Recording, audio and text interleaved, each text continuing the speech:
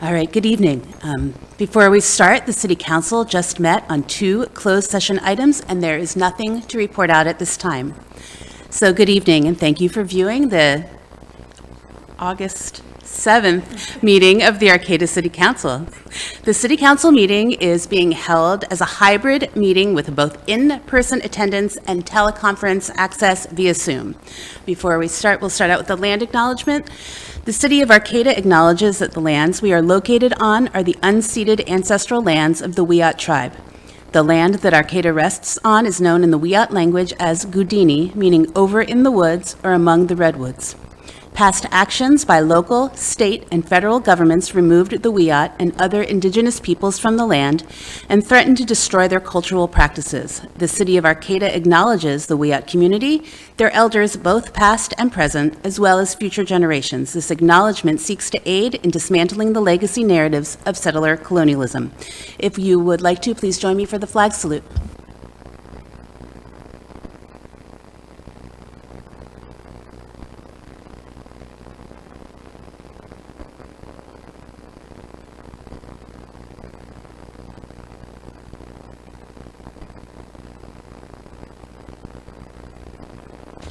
Will the city clerk please call roll? Mayor Matthews? Here. Vice Mayor Stillman? Present. Councilmember Schaefer? Here. Councilmember Atkins Salazar? Here. Councilmember White is absent, but we do have a quorum. Okay, and we'll start with ceremonial matters. And this is a certificate of appreciation for Michael Winkler for his 9 years of dedication to graffiti removal in the city of Arcata. The City of Arcata hereby recognizes Michael Winkler for his unwavering dedication and invaluable contribution to beautifying our city through consistent and diligent graffiti removal over the past 9 years. Starting in 2015, when Michael was mayor of Arcata, he began removing graffiti and stickers from public and some private spaces in response to residents' concern and the visual blight he observed while walking and biking through town. His efforts have grown over the years, and he has donated hundreds of hours to this work and has encouraged others to join him. His consistent efforts have reduced the spreading and repeat nature that often stem from graffiti, and his quick action to remove offensive graffiti in less than a day supports the city in sending the message that hate is not tolerated in Arcata. We are deeply grateful for your hard work and the positive impact that you have made on our community. Signed by me, Mayor Matthews, on August 7th.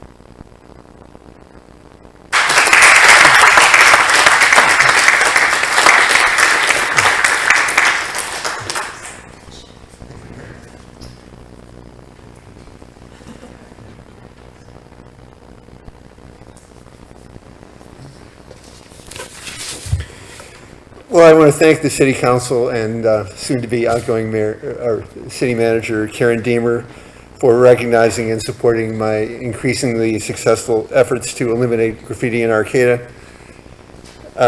As the resolution says, I started in 2015 when I was Mayor of Arcata. I was bothered by the increasing amount of graffiti and stickers that I saw, and I was specifically bothered by the defacing of a mural that was behind the former Arcata shoe shop, which I thought was a great mural and was being defaced.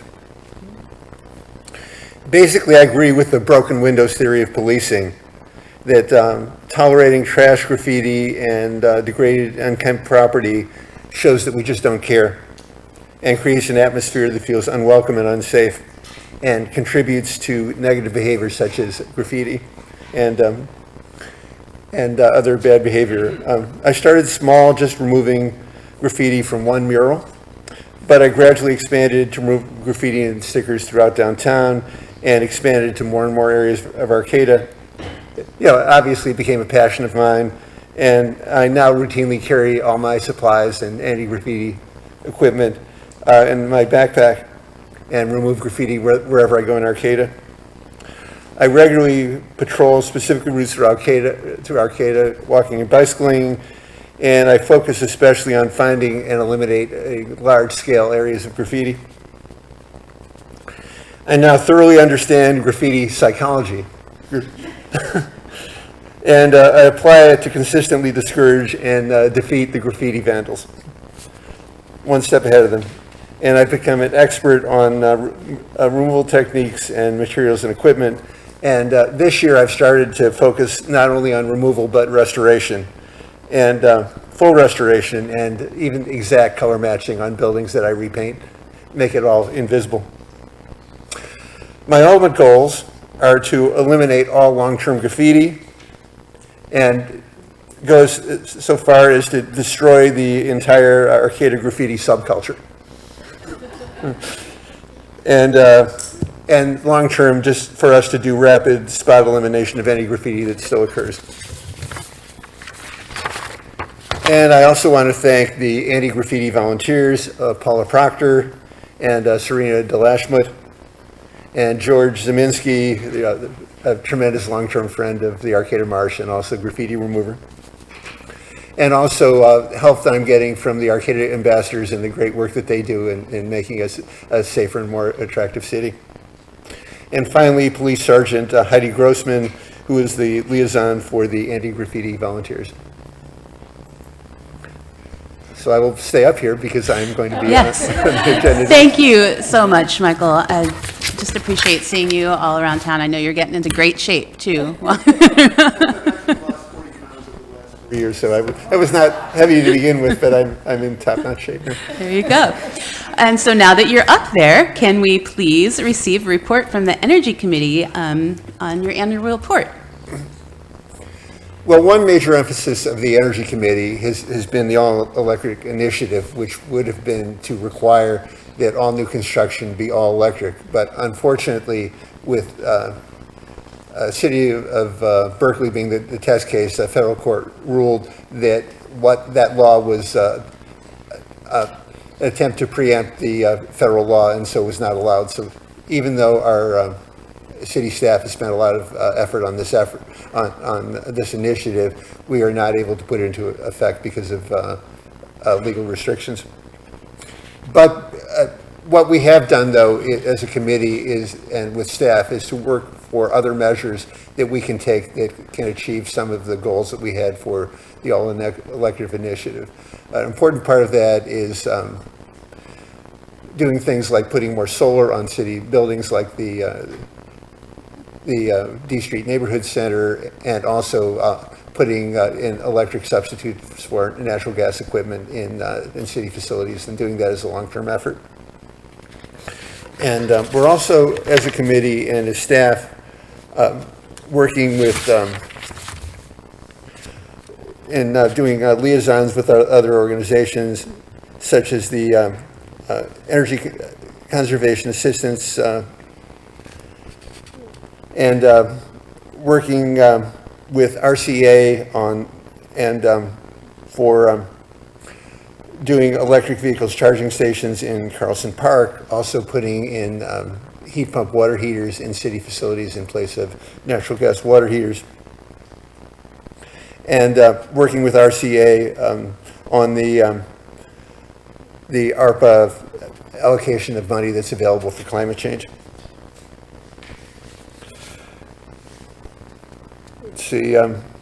Another activity of the committee has been to work with the Tabitha, the finance director of the city, that they had us look into a number of possible measures, some of this which were energy related, as ways of raising additional money for the city. Eventually, the city council and the finance director settled on a proposed tax increase, and that's something that I worked on personally in helping write the argument in favor of that measure. So one thing that is especially near and dear to my heart on this is having to do with what I mentioned earlier, the ambassadors program, which is one of the programs that depends upon this new tax measure being passed.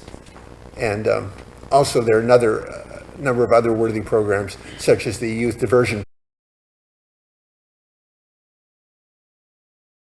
I think is an important program that would also be funded by if this tax measure is passed. And finally, another area that has been controversial is having to do with biomass. That currently a large portion of the electricity that's purchased by RCEA is produced by local timber waste in Scotia. And Dr. Wendy Ring, who was very much opposed to this, drafted a proposal that she presented to the committee, calling on the committee in the city of Arcata to oppose the use of biomass for electricity production. And the committee carefully considered that and decided that for a number of reasons, including the importance of this energy source to the city, to the county, and also the fact that it's a renewable energy source, that the committee decided not to support Dr. Ring's resolution, and I think the city council also concurred with the decision of the committee on this. So, any questions about activities of the Energy Committee? No, thank you so much. I think that the Energy Committee is one of our more regularly meeting successful committees, so I appreciate all of your members. So thank you so much. Okay, thank you. And thank you, Michael.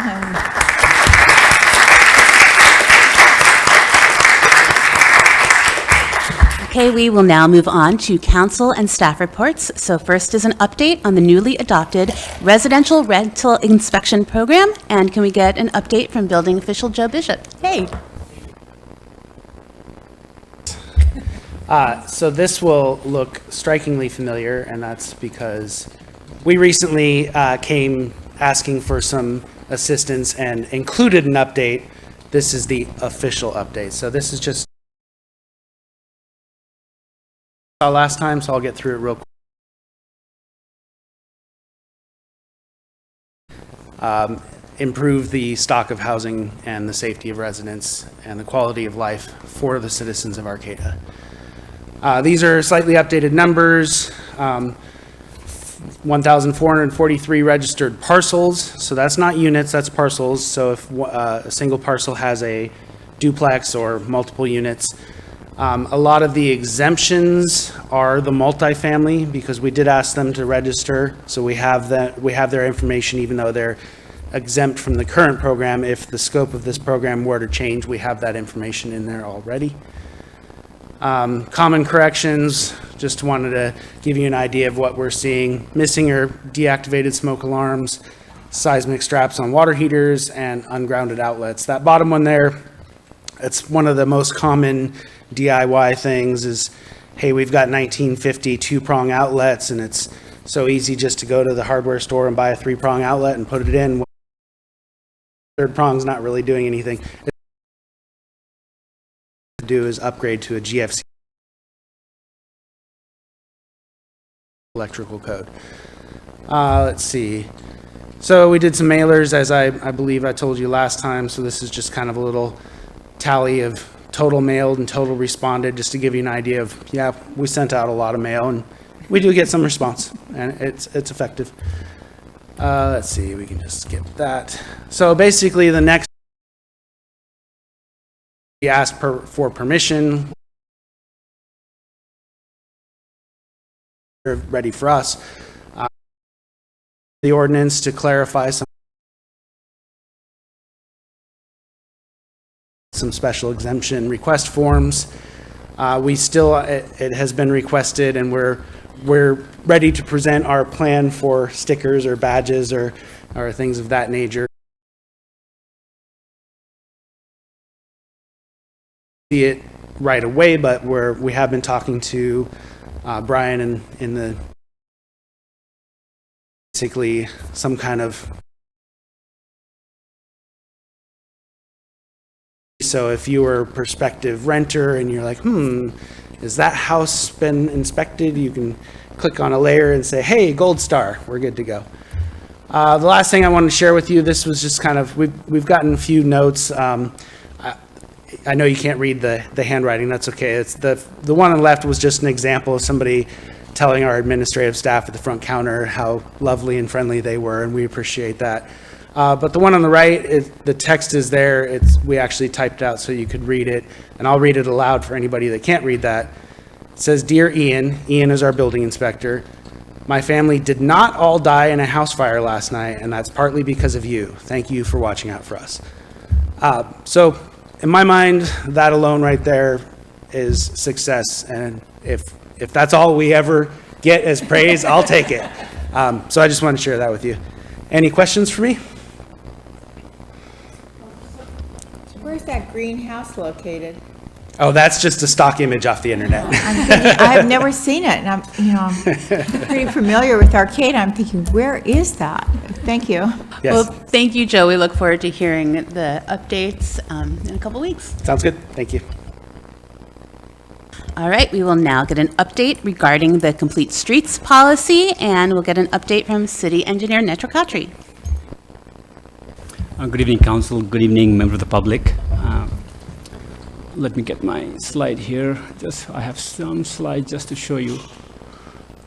Wow, we got a lot of slides today.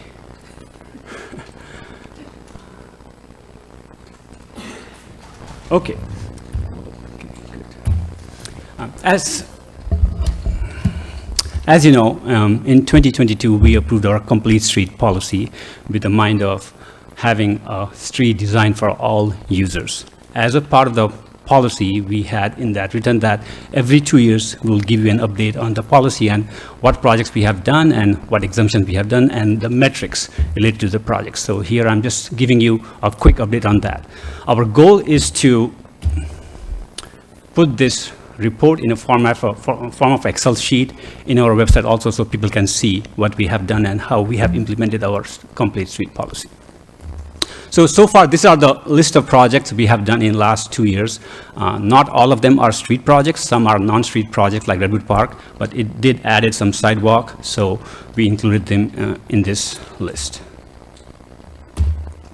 So we are supposed to track all the metrics, so I think this is good for us and for people to see how we are spending our money.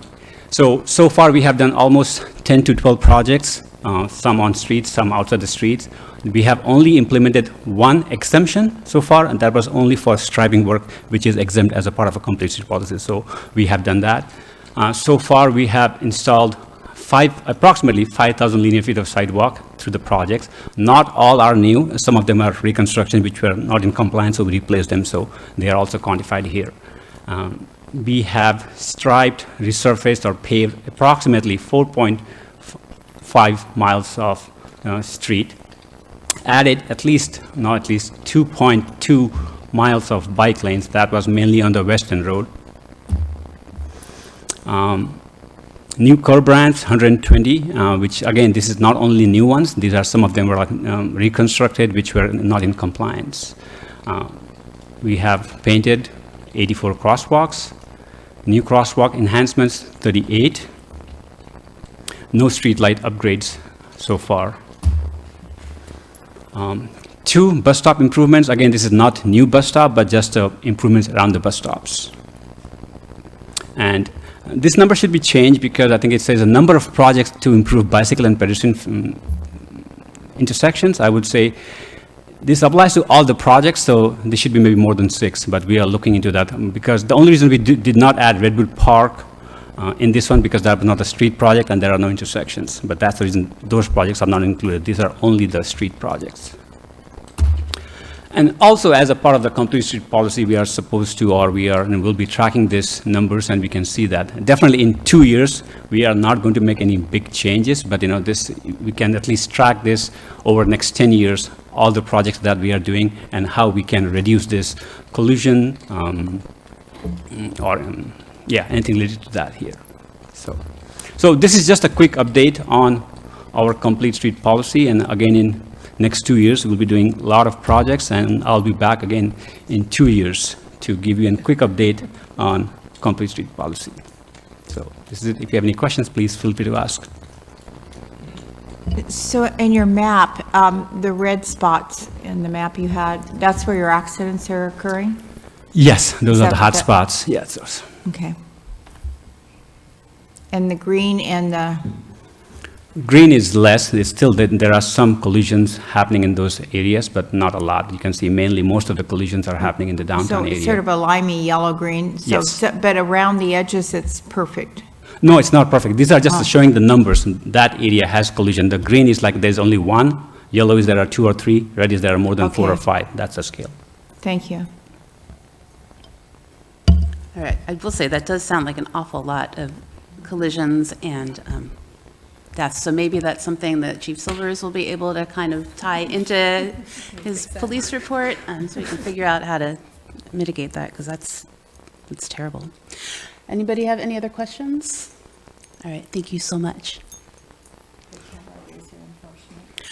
All right, now the activity report for the second quarter of 2024 from Chief Silvers. Thank you so much.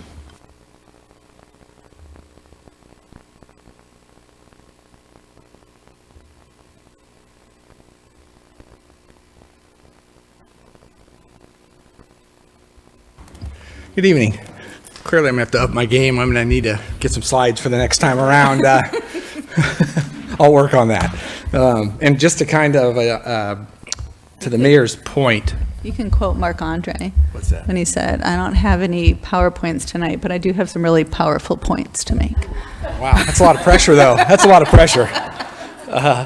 But to the mayor's point, if there's something that we don't have on here, please let me know, and we can do it. You know, we started obviously last quarter. This is a little bit of a work in progress, and you know what information to bring to you. And I did do it a little different this time. Left the quarter one information on there, added quarter two, and then the year to date. So please let me know, you know, if this format works for you, and I'll certainly change it going forward. But the second quarter was busy for us. We started to see the benefits of all the staffing that we've gotten. So since I talked to you last, we've had 3 officers get out of the field training program, Megan Freehoff, Efren Sanchez, and Austin Cook. So they are now solo officers on the street. With them getting out on their own, that allowed us to move 3 additional officers to the community outreach team. Also allowing us, with those 3 officers, to assign them to specific parts of the city. So Riley Tippin is downtown. Evan Beachel is in the Marsh and the Forest area. And then Chris Rogers is in Valley West. You may have seen Evan Beachel and Riley Tippin riding on some newly purchased e-bikes. Very excited about it. Evan has a few motorcycles, so that's right up his alley. But they've been great. It allows both of them really to get around efficiently and cover a lot of ground. And so we have also moved Celeste Villarreal from an officer position to a detective position, filling out the detective bureau. And then obviously the community ambassadors are continue to have an impact downtown and in Northtown. You'll see in some of the numbers the increase in the officer initiated activity. You know, I think that's obviously having more bodies and more officers on the street. And I think that also has to do with the time of year, because we have got some influx of people in town. So it's really been nice for us to be able to spread our wings a little bit and start addressing things that, you know, frankly have been difficult for us when we have to pull all of those positions back just to do primary functions of patrol. With Valley West, we've been working with Environmental Services and New Directions addressing Carlson Park. Really, from our perspective, we didn't have to do much. New Directions did a great job of going in there, contacting some folks and helping them. And so I spoke to Officer Beachel today, and that area right now is pretty clear. And so we're going to, you know, it's about consistency for us. So if we are consistent in these areas, we really have a lot of success. So that's kind of our goal with all of these people in these positions. And then if you take a look at the numbers for the second quarter, you can see the officer initiated jumped pretty dramatically, and along with that is the arrests and some of the reports. I guess the big thing for me, exciting thing for me, is if you look at staffing, you don't see any officer positions open. And so right now we're fully staffed with officers, and we are seeing a retirement next month, beginning of next month. Sergeant Chris Wilson is leaving us after I think it's 25, right about 25 years with the city. So we'll be missing him. It'll be kind of strange to be around the police department without him being around. You know, he started, I believe, as a parking or CSO, and then went to dispatcher and worked his way up. So he's been a kind of a vital part of our department for many years, and you know, asset to the city. And then going on, you can see that juvenile diversion, their new cases included this quarter. They took on 17 new cases, and They have a total of 45 that are still open. And then as far as traffic stops, those are also another or section that went up, and I think that's just with having more. We've been able to do more traffic enforcement as well with more people. And then the top 5 locations, they always and historically have stayed this is pretty much our list. You will see things kind of pop on and off. You'll see that 600 F Street is off of this list this quarter, but you see the plaza is on.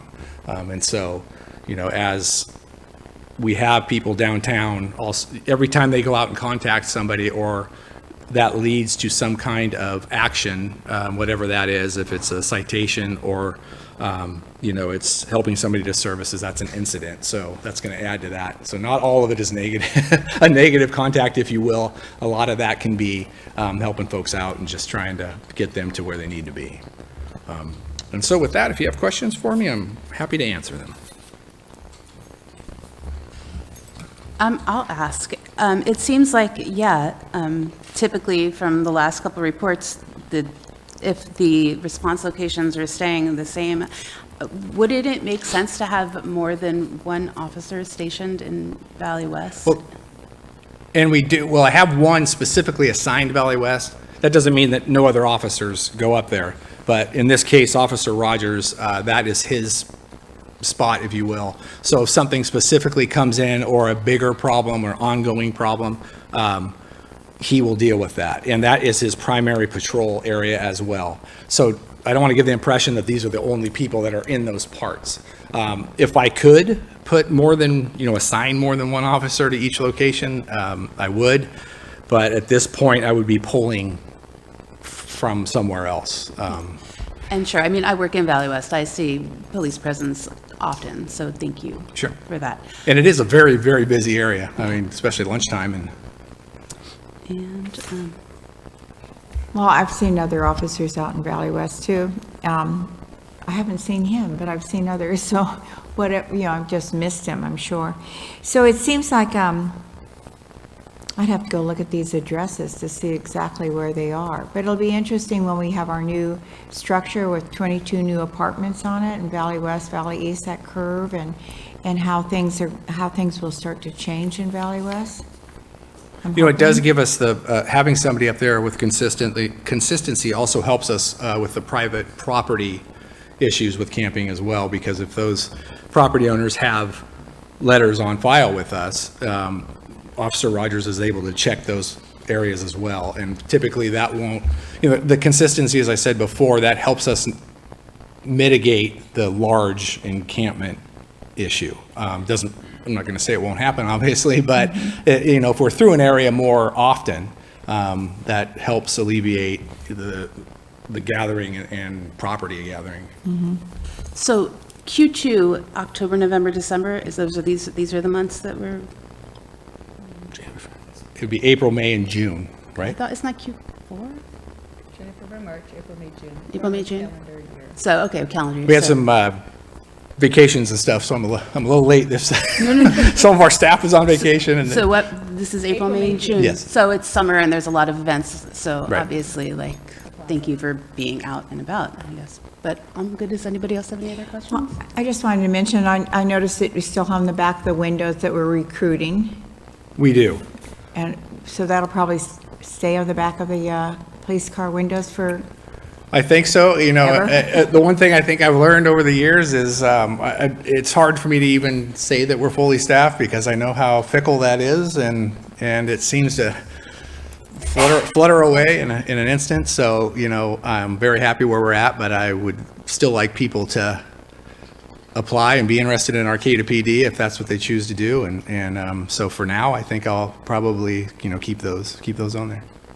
I'm going to say the new vehicle is, I only have been in one of your new vehicles, and it's really quite nice. I'm assuming the officers like them. They do. We're still waiting on the But there's 3 one. from this year. You have one, I think, for sure. Newer, yes. Not Maybe not newest, but newer. right. We do have well, I can talk to you about this some other time. Thank you so much, Chief. I really appreciate Thank you. it. Okay, are there any other staff updates? All right, then we'll move along to council member updates. Start with you, Sarah. Our CEA has been quiet, but I have a few just events and things coming up for my other boards that I'm on. Equity Arcata has quite a few things coming up as students are coming back. There's going to be a film screening of a film called Unsolved Hate, which is about the David Josiah Lawson murder and also just general experience of students of color in Arcata, along with like a facilitated conversation after, and that's going to be on August 23rd at the D Street Neighborhood Center. And then also Equity Arcata will be hosting their Home Away from Home potluck, which will also be at the D Street, which is September 8th from 5 to 6. And then I'll have more information coming on this, but Equity Arcata is also going to be supporting Cal Poly Humboldt and College of the Redwoods in offering some space and help to an event that they're putting on, which is going to be like a community conversation around the events in Palestine with some professors from the university and from both CR and Cal Poly, and then also members of Temple Bethel. And so that's going to be a really cool event. I think they're trying to do the opening here in Arcata at the community center, but the event will be 3 days and will take place here in Arcata and also in Eureka. And so more coming up on that. That's going to be mid-September, I want to say 18th, 19th, and 20th. It starts on a Wednesday. Yeah, so we won't be able to go on the Wednesday. But so a few events for students coming up with Equity Arcata. And then also September 2nd on Labor Day, Monday, September 2nd, is the iBlock Party, which is the big main fundraiser for the Sister City Project for their projects down in Camuapa, Nicaragua. And that starts at noon, and it's always such a great time. Great food, great drinks, and great music. And myself and Meredith will be emceeing. So come on out and enjoy and learn about, all the different projects and enjoy some sunshine, hopefully. And that's all I got. Thank you. So HCOG did not meet this month in July, but through HCOG and some other groups, I am continuing to work with community members and some other elected officials on trying to pursue the feasibility of a regional housing trust fund. So that's been some good work. And I did get a chance to sit down with our new fire chief, Chris Emmons, and we had a really long and great discussion. And he is enthusiastic about working together with the council, city staff, community members to really, work together to solve the problems that we share in the community regarding that. And so that I thought it was really good. And this Sunday is the Aubon Festival in the Creamery District from 4 to 8. And that will, I've been able to go to that for the last couple of years, and it's a really amazing event. So I'd encourage people to attend. And I think that's it for me. Okay. I, along with my colleagues, had the opportunity to tour the new student housing, Craftsman's Mall. It was really impressive, and it looks like it's just coming along quickly, so I'm looking forward to that. Along those lines, move-in day, can you believe it, is already coming up. I think move-in day is August 17th, so just know that there'll be an influx of students. Please be kind to them. They are our new neighbors and new citizens of Arcata, so I'm really excited to meet all the new students. This Saturday is the floating lantern ceremony, which I will be emceeing. I'm really excited for that. It's a very lovely ceremony, and I believe if you go to the farmers market during the day, you can make a lantern to bring. Encourage people to carpool to that event. And I think that's all that I have. I would encourage people to ride their bike. But nevertheless, I have my shirt on for Ride Humboldt, and I'm involved with the Humboldt Transit Authority, and we're getting ready to promote Ride Humboldt, and it'll be quite a large campaign that'll be going on. I'm also, as part of HTA, I am also now working with them as far as the Earth Center and working towards making sure that's going to happen. We hope to have all the plans through design review in the city of Eureka by December. And this weekend is Rumble of the Redwoods, which is something that's being put on by numerous people in our community, but it'll be out at the Arcata Airport. It'll be on Saturday and Sunday. It starts at noon, And you can start arriving by 9 o'clock if you want, because everything will be open and ready for you. And it goes until 4. And so the programs are the same on each day unless there's something going on with the weather. If they have really low cloud base, then they'll take some of the shows that don't have to be high in the sky, and they'll come first. And then when it clears and the sun comes out, there'll be other planes flying. And I wanted to remember Sadiq Kilkenny. You know, he's been a longtime member of our community, and he's recently passed away. And I think about how much joy he had in our community, and he's someone that I will miss. So I think that's it. Thank you. Thank you, Alex. All right, it's time for early oral communication. The City Council values your comment. The public comment period allows people to address the council on matters that are not on the agenda. This early section of public comment is limited to 15 minutes, and speakers are limited to 2 minutes each.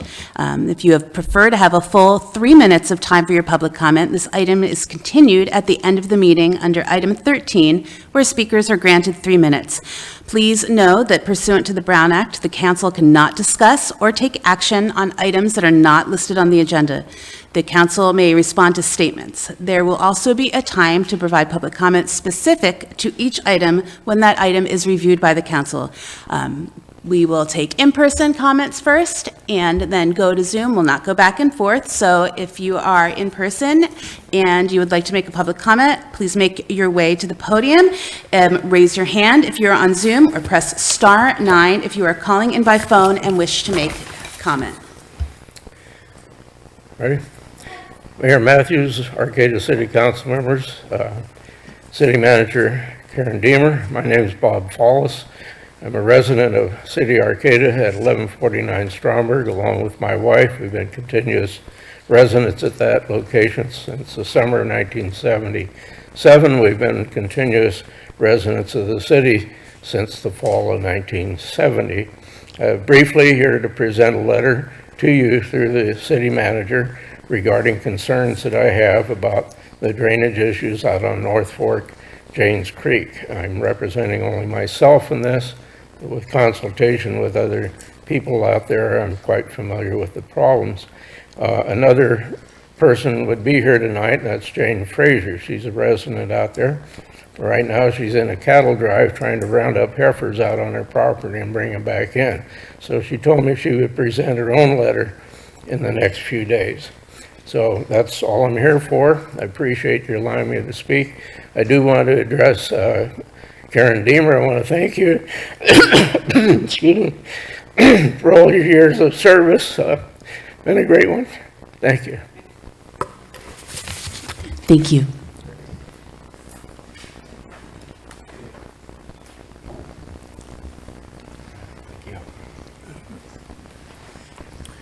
All right, good evening, council members. I'm Isaac Lyons. I'm actually here to speak on the behalf of Carly Tambling and Brighton Green. Brighton Green is a reusable dishware that Carly Tambling would like to bring to our city and continue to be successful within our community. So she would appreciate the opportunity to present a proposal for utilizing a portion of the remaining ARPA funds to support a sustainable initiative that will benefit our community. Brighton Green is requesting $3,000 from the city's ARPA funds to create an inventory of reusable serviceware for events, gatherings, initiatives. The initiative aims to significantly reduce single-use waste and foster a culture of sustainability in Arcata. If any of you have seen Carly in action at the Oyster Fest or any of these other places, not only is her dishware succeeding, but it's also reducing a lot of the amount of waste that goes into the trash, curbing compostables and other things. So with the $3,000, she would create an inventory in addition to what she has already. Most of the money would go towards management and accessibility because the service, there is no deposit, but instead she sells the service so that any event could receive Brighton Green dishware. There's a lot of employment opportunities involved in this, and it creates a closed loop system to establish greater sustainability within our community. So she believes that providing this resource can help our community transition away from single-use items, ultimately contributing to a healthier environment and a more sustainable future for Arcata. This initiative reflects the city's commitment to climate change, adaptation, and community, aligning with many people ongoing projects. Thank you. Yes. Thank you for your comments. Thank you.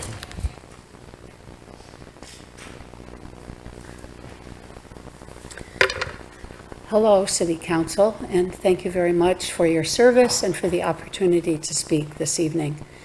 I would like to honor and acknowledge our dear City Manager, Karen Deemer.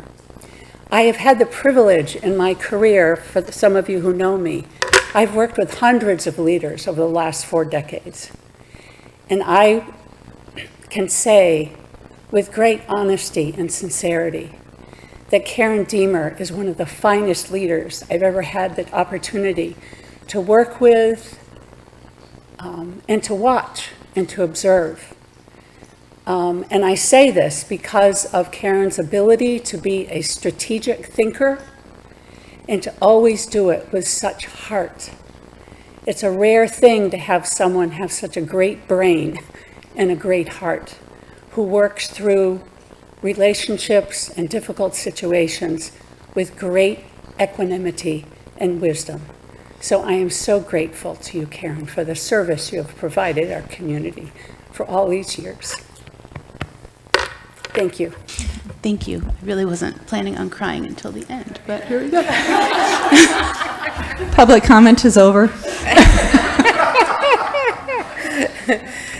Good evening, Madam Mayor and Councilwomen. My name is Maya Conrad. I'm a local realtor. I've worked in Arcata for years.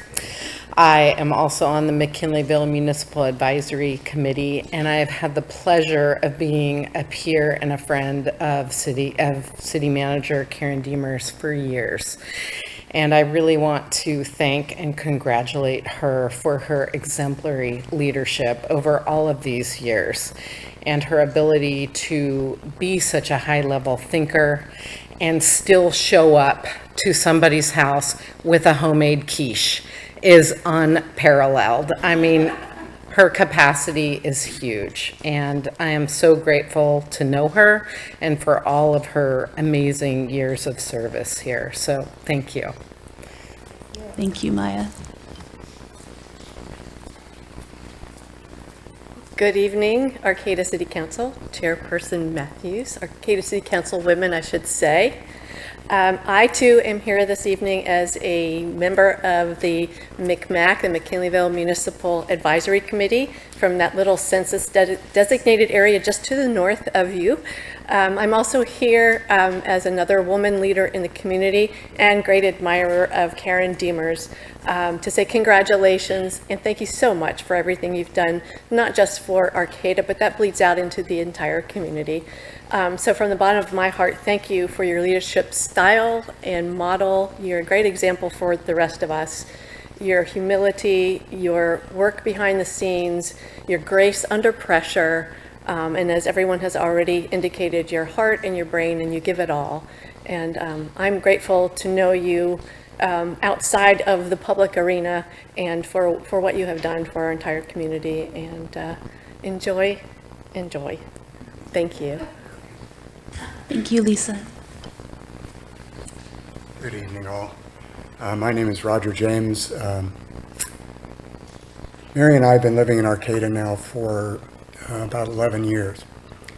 And I can say without any qualifications that I can't think of any place else in the world we'd rather live. And a large part of that is because of the work that you all do, and including Karen. The focus on making Arcata a wonderful place to live, an inviting place to live, a place where everyone feels safe and heard and brought into the fold is just very heartwarming, especially in the political climate in the country right now. I just want to thank you, Karen, for everything you've done for all of us. Have a lovely retirement. Thank you, Roger. there's anyone else that would like to make in public early oral communication, speak now. Sorry for the long walk. That's Sadiq. Whatever he had, we should bottle it because he's on the list of wonderful people. And fortunately, it's a long list around here. And speaking of Karen, I've been covering news in which Karen has been involved for about 3 decades now. After seeing someone in action week after month after year, indoors, outdoors, under all kinds of circumstances, joyous, routine, and otherwise, and at all times of day, from late night meetings to 4 a.m. on the plaza for the statue removal, you develop a sense of what they're all about. And my sense is that Karen Deemer is some kind of local government polymath, one who is driven by 2 overriding ethics: the joy of process as a means for getting things done, and always in service of the prime directive, which is carrying out the will of the people. The theory being that citizens elect representatives who then codify the city's direction in a set of goals, which the administration then brings about. And if you're going to do that smartly and effectively and non-miserably, you're going to make sure that it's a fun process. These motivations aren't anything Karen's told me. They're just consistent with what I've observed. My first inkling about the joy of process, this sort of reality distortion field that surrounds her, it occurred a long time ago when I was covering a Parks and Rec Committee meeting in which Karen, who then served in that department, was the staff liaison. I recorded the meeting on a small primitive microcassette recorder. Can I finish? When I went to write up whatever the story was the next day, I ran the tape back on this little Radio Shack device and played it, but there was no meeting. It was just laughter. It was just people laughing. And I thought, did I record a radio station or something? And I mean, I didn't. How did I do it? What radio station plays people laughing all the time? So I rewound it. And when I was fiddling with it, I realized that it had been set to voice actuation and on the high threshold, so that only the loudest things would get recorded, which is what you use when you're recording an interview in Times Square or an airport tarmac or something. But what I had recorded was the Parks and Rec meeting, people laughing. The conversation didn't have, but there was just so much laughter at the meeting. It just went on and on and on. And so, you know, this wasn't something you noticed at the time. You just knew that you were having a good, buoyant meeting. And so meetings aren't where you go Thank for you, Kevin. mirth I'm and sorry merriment, to but cut with you Karen there off. to uplift everyone, there it is, there it was, and there it is, and there she goes. And thanks, Thank you Karen, so much. for everything. Sorry for going on so long.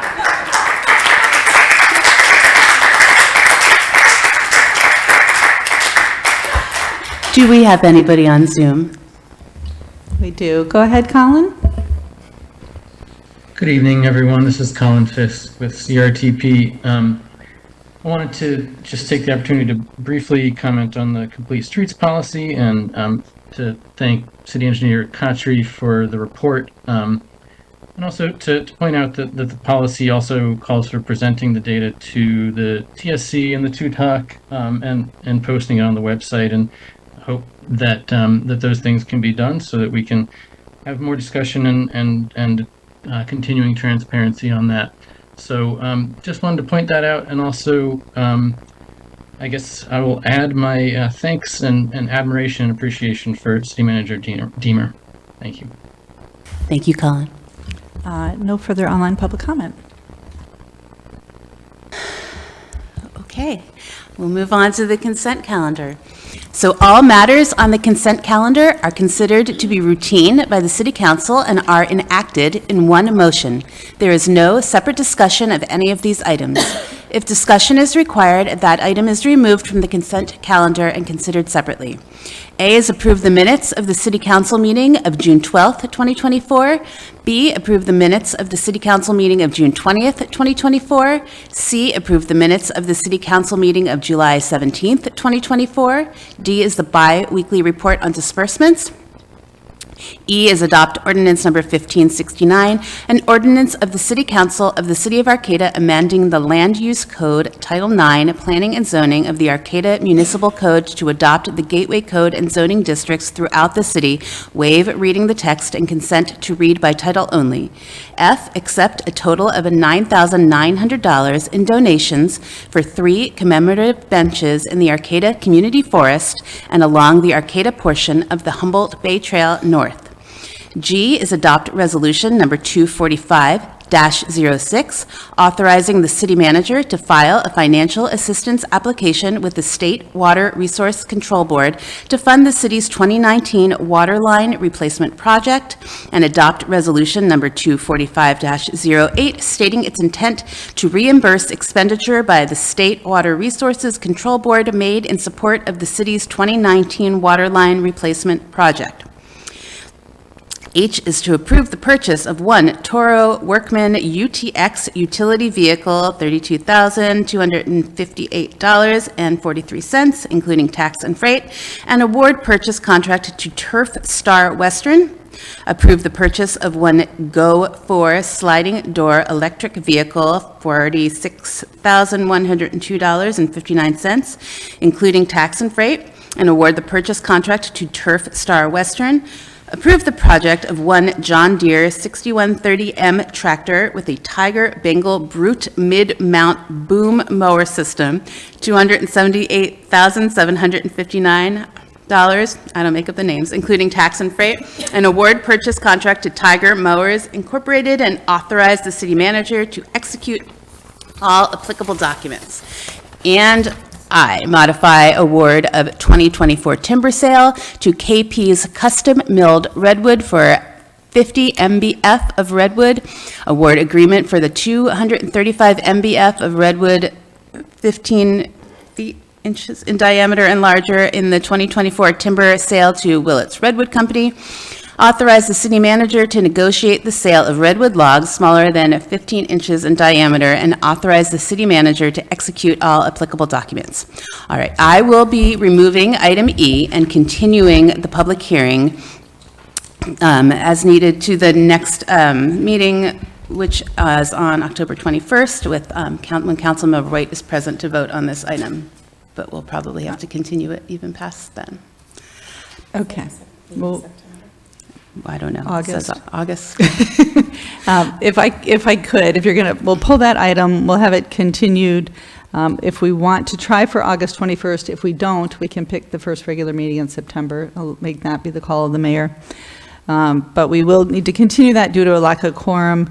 We would prefer to have a motion on this item. All of you present can vote on that motion. It is just procedural. It's not contextual to the item itself. But to vote to continue that item to a date certain. So that would either be August 21st or or September 4th. What do you feel like? I feel like, just to be safe, September 4th, because I'll be, yeah. Okay. So moved to September 4th. I'm going to have to ask that we remove bi-weekly. We have a motion. I'll second. One item, yes. Okay, we have a motion to Sorry. continue by Councilmember Schaefer and second by Councilmember Atkins Salazar. That's on item E. All in favor? Aye. Aye. All right. Alex, you wanted to? Remove bi-weekly report on distributions. Okay, so Alex is pulling item B. All right. So I would move for approval of A through I minus E and D. let's hold that thought and ask if we have any members of the public waiting to comment on any of the consent calendar items. If so, please, I'm up at the podium now, or raise your hand on Zoom. So you can comment on any of these items that you would like, if you would like to. Not E, because it's removed.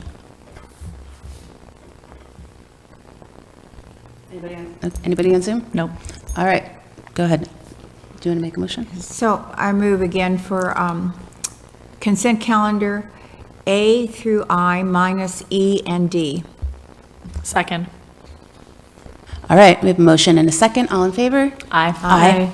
All right, Alex, what was your question on? On D? Yes. Oh, I have a disbursement that comes to me for a tenant. So you'd just like to recuse yourself from that vote. You don't need to leave the dais for this item. Once a month, and so that's why I've been pulling this and not voting on it. Okay, so one of us needs to make a motion for it. I'll make a motion to approve item D. I'll second it. All right, all in favor? Aye. Aye. All right, motion passes. Okay, let's move on to old business, and we are receiving an update on fiscal year 2024-25 budget of American Rescue Plan Act ARPA funds and considering reallocating appropriated funds. And we have Finance Director Tabitha Miller giving us a staff report. Good evening.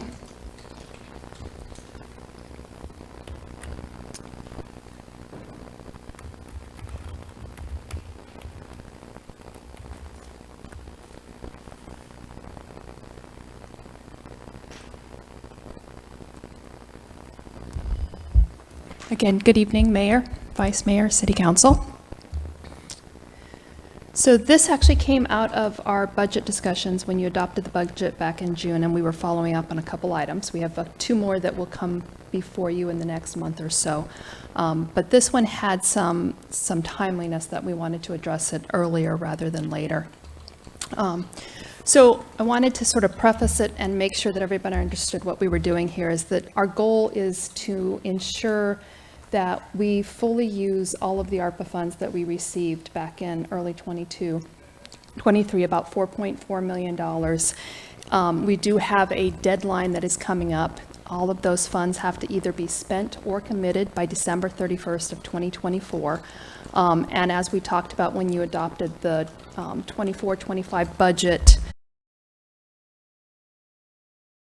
$100,000 of unspent money. That number is not an absolute number because we're still, our fiscal year 23-24 is still open and we're finalizing some final payments, but that's a pretty good estimate.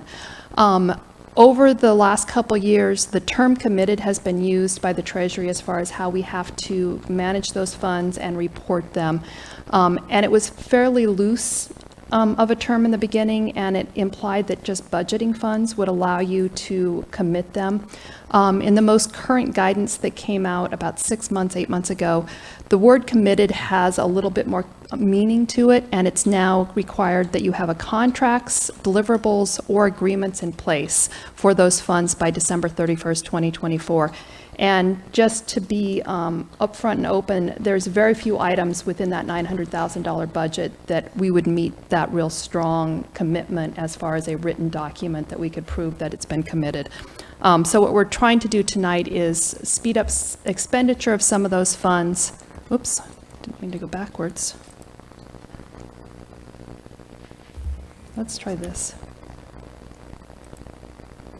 There you go. So that we can ensure that we meet all the requirements of the guidance on ARPA and also have those funds potentially available for future projects for the City Council. Really quickly, just a little bit of background. This was $350 billion under the Coronavirus State and Local Fiscal Recovery Funds program. It was an ARPA program, and it gave about it gave money to state, territorial, local, and tribal governments. It was in response to COVID for support for economic and public health impacts. There were only really 2 ineligible uses: payment of debt and payment of your unfunded liability outside of your normal annual requirements.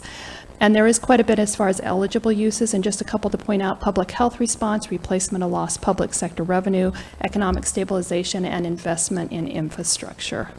So a few choices that the City of Arcata made that are useful for your context is that because we received less than $10 million, we were able to take sort of a standard deduction or allowance of revenue loss, and it limited our ability to do calculations of the actual revenue lost, and it simplified our reporting, and it gave us more flexibility as to how we could spend those dollars. We're able to spend them on pretty much general government services with those few exclusions that we've already talked about, which really is what we are already doing, the services that we're already providing. That doesn't mean that we don't have to report, and it doesn't mean that we don't have to provide details on how we're spending that money for transparency and accountability. There are other uses of those ARPA funds that are allowed, and really falls into what we're going to talk about tonight. Is you can do it to avoid layoffs, to backfill vacant positions, and also to increase staffing levels, and they specifically call out public safety personnel, including police, firefighters, and staff that provide mental health services to students, and that certainly includes a good portion of our public safety unit. So kind of back to the remaining funds. Again, I don't believe that we would meet the committed requirement as it is currently provided in the guidance. This has changed over the life of the ARPA program, and we may be subject to reimbursement if we have funds outstanding at the end of this calendar year, which is less than 5 months away. So, and then I would remind folks that we do have a presidential election in November, and we will have a new administration, and that will change potentially how this is handled. So my goal tonight is really to make sure that we act so that we can ensure that we are able to spend all those funds. So what we are proposing is to use, because we have that broad ability, flexibility under our use, and because we can use it for staffing, we're proposing that we take estimated amount of ARPA that won't be spent and reallocate it to police department staffing. And the purpose behind this is that our police department is, for the most part, funded 100% from the general fund. And our general fund revenues and expenditures are the area where you have the most flexibility, and it's an easy place for us to use the money up front and then set aside a reserve of anything that would have remained that we have used salaries to replace. This particular chart was also included in the staff report, and you can see in the 24-25 budget, which is just 2 over from the right-hand side, I've got a few things highlighted. You can see that we've got essentially about $907,000 that we have budgeted. The items in yellow are the ones that I believe will not be fully spent before December 31st of 2024. You can see the projections in the second column, and if you do the math, you can see that there's, at the bottom there, the estimated ending available is that we are likely to end the year with about $427,000 that's unspent. To give us a little bit of a buffer, what I'm asking for is to do 2 things, and I'll move to the next one. Actually, before I leave this one, I'm going to take this a little out of order. I had highlighted 2 items here, $35,000 under active transportation project and $25,000 under participatory budget project. These items were in your, when you adopted the budget, this was actually coded as, it was $60,000 that was unallocated at the time. The $25,000 participatory budget project came up when we realized that we had not set aside funds. This is part of the CUNA. It's one of the projects they do. Those funds had not been set aside. And then the $35,000 was the remainder, and we have some, certainly have some transportation, alternative transportation programs that those funds can easily be used, and also help transportation and also climate change by allowing people to get out of their cars. So what we're asking of the council is that you provide authorization to reappropriate $269,000 from existing ARPA projects to police department staffing. And we would do that actually retroactively to July 1st. In addition to that, we do have staffing included in the police department in the ARPA budget, and we'd like to expedite use of that so that we can ensure that it is fully expended by December 31st, 2024. What we'll do is we will set aside all of those funds that were essentially expedited or used. It's approximately $425, but it will include some staffing for community ambassadors if you choose to continue that program, and potentially also our sergeant. But we would set those aside as a reserve in the general fund, and then you would have an opportunity during the mid-year budget, which typically takes place in January and February, to review those and potentially make decisions on whether you want to continue some of the current ARPA projects that you have in place or reallocate them. And part of that's because we've run in, and I'm going to go backwards again. Oops, I'm not doing well with moving around. There we go. I'll learn it. You know, our things like the support payments at the top, the $20,000, 10,000 of that you had allocated to the Valley West Community Center, which was contingent on the current lease with Woodsman Hall. I doubt that that's going to be used in that use. You've also got a tribal partnership that is set up. We just don't have a project identified yet, so that's another one that is not going to happen right away. The MIST program, we wanted to give you a little bit of an update here.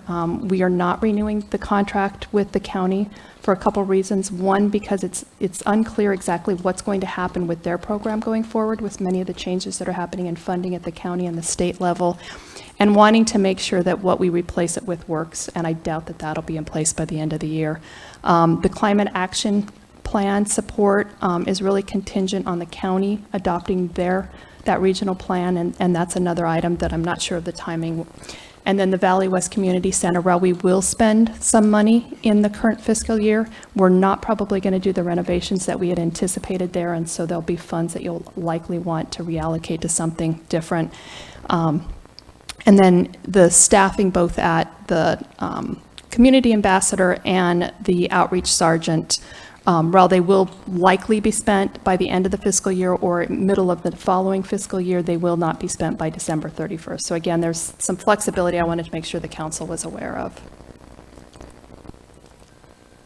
And the one final thing, and this is really just because there's been some questions about projects and how the funds have been used, reporting and transparency. It's a little bit awkward, but every April, at least the 2 years I've been here, we have federal mandated reporting to the federal government, and we break the projects down into these projects. I inherited some of this outline. I didn't necessarily completely develop it myself, but these are the projects that we are reporting on. This happens to be, we reported in April and included all the numbers to date, so all the years of projects, all the spending that's happened and all the budgets that have been adopted through March 31st of 2024. Again, it doesn't coincide with our fiscal years, so it is a little bit like taking a round peg and trying to shove it in a square hole, but it is a comparison. And I thought I would just quickly kind of walk you through it. It is estimates for year end, but we're pretty darn close to the numbers there. And you can see that of the $4.4 million, we've allocated almost $4.1 million in budgets, and we'll have spent $3.6 million by the end of the fiscal year that we just finished.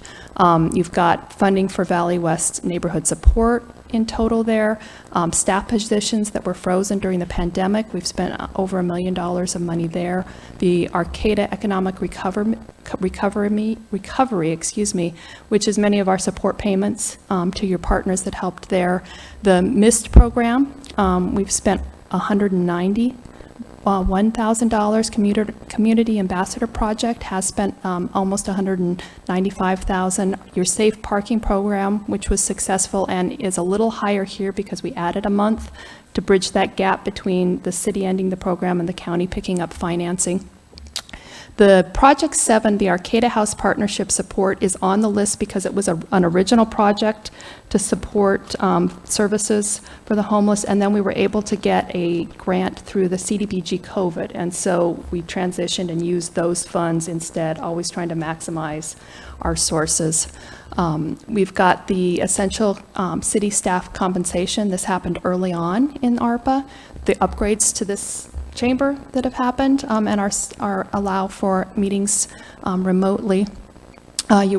You have your city facility energy and resiliency upgrades. I know there's been a lot of conversation about this, but we have spent about $127,000, and when you look at all of the funding, you'll get well over $1 million in this same period of time that's been spent on what we would call climate change programs.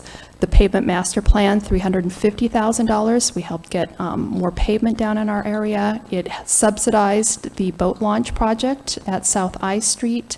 We were able to do the public safety radio upgrade. This was actually a part of a much larger $800,000 project. You have the Valley West Community Center. We were able to do the GIS aerial survey update, which means that we have up-to-date current GIS information in our database, and then sidewalk improvements, which of course also add to our ability for pedestrians to get around town. But I thought that might be a nice overview for all of you, because I don't know that we've ever looked at it in total year to date. And here I am going backwards again. There we go. If you have any questions. Well, so what I'm thinking is that, is it okay? Yeah, go ahead. Okay.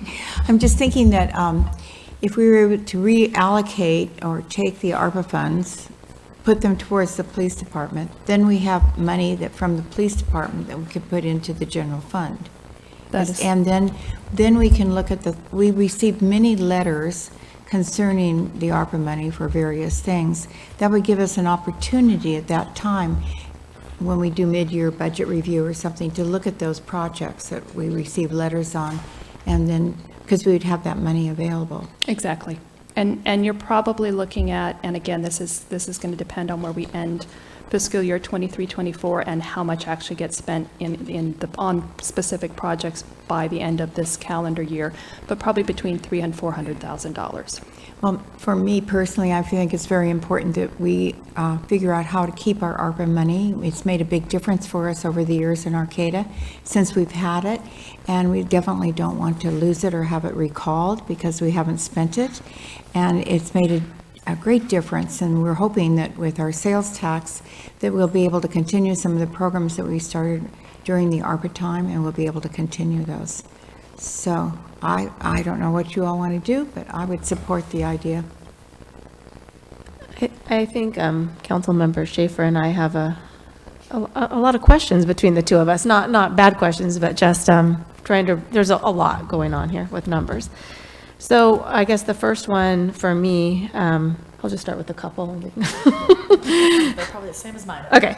But when you mentioned 269 to the police, is that just part of that little general fund swap, or are you suggesting that it's an additional 269? No, that's actually a really good clarification. So it would be a swap. Okay. So I would literally take the budget that we have in projects, move it up into, we already have line items for police department staffing, and then we would essentially stop paying those officers out of the general fund, start paying them out of ARPA, and then we would do a true up, and when we adopt the mid-year budget, we would actually set aside sort of that 269,000 plus or minus the differences of actuals. So Okay. it is definitely a swap. We're saving in one place and reserving in another. Okay, that's fine. I've talked to several people today, and I was explaining the swap, and so I just want to make sure that I've got it correct. So then another area that I'm a bit confused on is when we look at the pretty tight chart, those line items of what we spent. I think it shows that we've actually spent, like we budgeted 200 and something, but we've spent 127-ish on facility upgrades, energy savings, and we're talking about that for our climate goals money.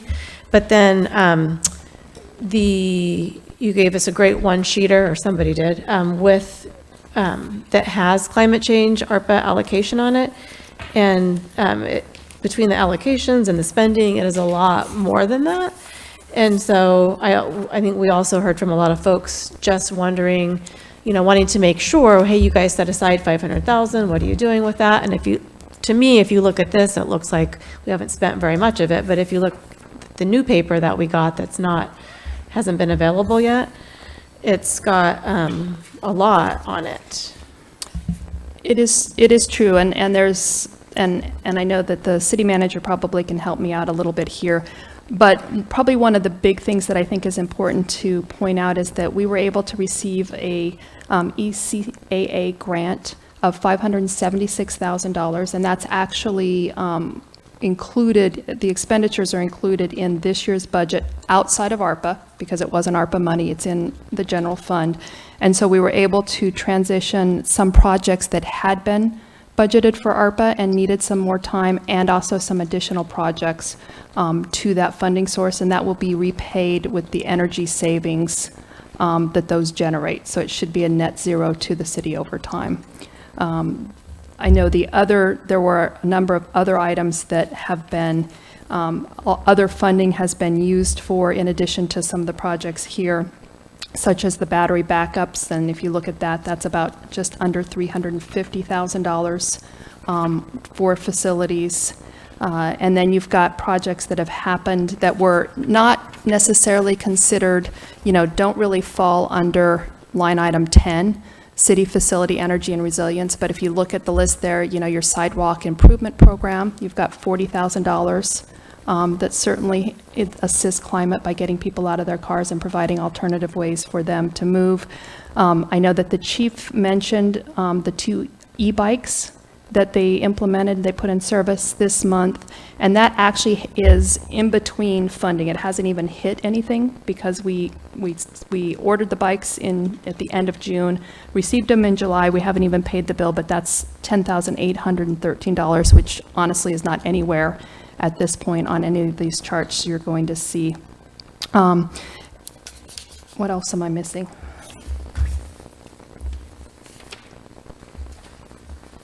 So I think conceptually, if you're trying to rectify between this chart and the chart that was provided today, is that you've got the 250 that was budgeted, wait, where am I? 215 that was budgeted, then you have the sidewalk improvement projects at 50,000 that was budgeted, and then you've got portions of our master plan for paving that was budgeted that are all reflected in these projects here. And then you've got some of the, where's our beautification dollars is going to be, I think, in economic, Arcata economic recovery. It's also part of the money that's sort of missing from the bottom line. There's about $300,000 that hadn't been specifically dedicated because those projects hadn't been clearly identified yet. Right, but to be clear, and we have, so the list that was provided today is a list of the projects that the council outlined and then allocated $500,000 in ARPA funds to. And then we provided an update on where those projects are to date, the current either final cost, if the project is complete, or the estimated cost. And the estimated cost to finish all of those projects that we hope to do for $500,000 is actually now almost 1.2 million, right? And so trying to get all of those projects that the council allocated or the goals completed, staff has gone out and already found additional funds to try to support those projects.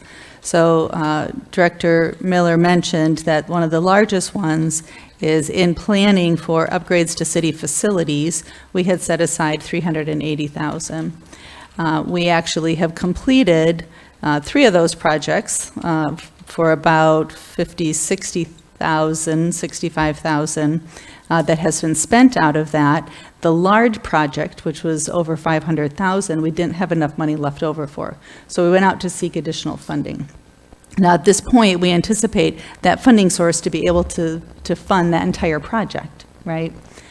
So you don't need to use the ARPA funds that were set aside for that specific to this project at this time. So that 1.158 million is a combination of ARPA funds and then additional funds that we had found from other sources. I think there's one other large example of that that is going to be in here. Which is the battery backup projects. So for battery backup, you had only funded $10,000 towards that. So the idea was we had several facilities that we were looking at Tesla batteries. We anticipated needing some like project planning dollars. At this point, we haven't needed those project planning dollars. We've completed the first battery backup project at the First Street lift station. We have 2, one at City Hall and one at the community center that are on deck to be implemented this year for about $300,000. Those are not ARPA dollars, but it is completing that project that was identified through the ARPA funding project. So I know it can be hard for the community to say, we want ARPA-specific dollars. I'll be honest, like for me, these are general fund dollars that went into your general fund to be allocated. We came up with a list of priority projects to fund, and it was the goal of staff to fund all of those projects, whether it was ARPA or other funds. Quite frankly, they're all the same to me as long as we spend the money and then bring in more to complete the project when we need to. No, I think you're correct, and I think I don't think folks have a particular passion for ARPA funding. I think they just wanted to make sure, hey, you guys said you were going to spend $500,000. So in looking at this, that and other things, it's been 1 million. And so I guess, for folks that have that concern can reach out to us, and we all have a copy of this digitally from you. We can get out to people. I don't know what's another, like a good way, because, it's a lot, and people will want to see this, and it's good work, so we should be sharing it. Yeah, and we mailed it to anyone who, if any of you sent us emails today, we sent it out to everybody that was on those lists today. Yeah, and so I'm kind of just still, I get the idea of the swap and I support that, and it makes sense because I'm of that same frame of, yeah, it's all general fund dollars and it's all going into the same pot and we're going to spend it. However, I start to get uneasy because we've now, because this was on the agenda, been receiving emails about now increasing funding for different programs, different projects, whole new projects that were never even talked about with ARPA coming forward. And so it makes me, I want to support and commit to the projects that we've spent hours at meetings talking and hammering down what we want to do. And so for me right now, going through and addressing, maybe some of these things and changing things, I don't want to do that. And I don't know how other people feel. I want to, still commit to the projects that we have talked about. And as long as they are going to tangibly get done, even with general fund dollars down the line, I would prefer to see that happen. However, so I would just like to, I guess, see or ask, is there going to be a way that we can then see these projects budgeted into our general fund and basically get some sort of, whether it's at mid-year or even before that, like a budget update that shows that these projects are committed from the general fund money? Thinking about things like, climate action plan funding, that's really important to people. And keeping these things that we talked about, like these tribal partnerships and stuff that's been, really important to some of us here on council and to the community to be able to tangibly see it in the budget so that we don't, forget and the money gets switched around and then all of a sudden we're doing this whole ARPA overhaul again and then reallocating to new projects and changing what we've already really committed, where I know that there's certain groups that are, relying on funding that we've already allocated or, folks that are excited about projects that we've already allocated to, so. Well, can I just add to that before you answer? Because I think, yes, I agree, yes. But I think where the confusion came in, I don't know about you guys, but some of the emails I received were under the assumption that we had anywhere from $45,000 to $900,000 of money available. And that's where all the asks are coming in. And to be honest, I'm a little confused as well. So I guess that also needs to be said, have we allocated everything? Or is there money? Yeah, because that's kind of where I'm confused, because the number that we're setting aside, that we're, swapping is the 269,000. Where does that number?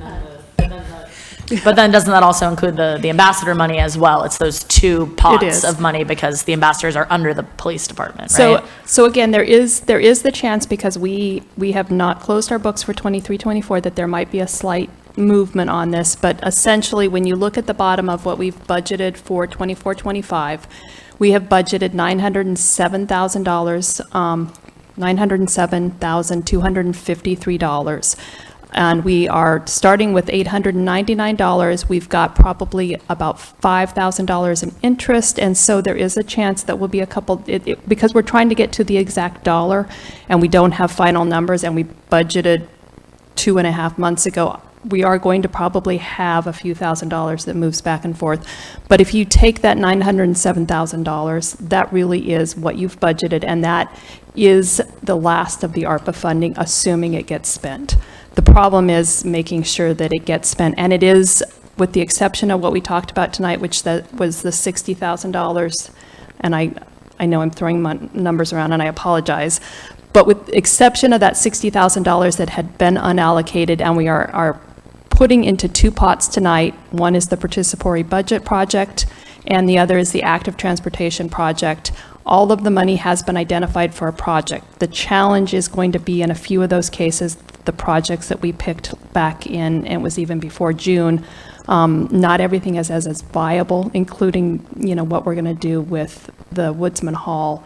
There'll be a little bit of funding there, probably not enough for an additional community center, but you could certainly commit it to what you've already done, which is a community center in Valley West. I don't think there's going to be much moving of funds, because you have bought some time in order to spend those down. But I can't guarantee that all the projects are going to be feasible. Can I just try to clarify what staff's assumption is right now? is that all of the projects that were budgeted for in 24-25 are still the priority projects, that monies that are freed up in the general fund that we will replace with, we're basically looking at where can we put ARPA-approved expenditures. Our suggestion is that the easiest place for us to build those out is going to be police officer staffing, right? Police officer staffing frees up general fund dollars. We are assuming that all of those are going to be set aside in a reserve for those projects to be completed. The timelines come off, and you can work, staff can work through those. You can continue to discuss those at mid-year. If you choose to make changes next fiscal year, you could. If a project, let's say that we develop something really different for MIST and it costs a different amount, you might have some money left, but that money has no strings left on it. That's just straight general fund dollars. But we're assuming that every project here, that general fund dollar gets set aside for those projects to continue, whether that continues this fiscal year or next fiscal year or the following, that is still allocated to those projects.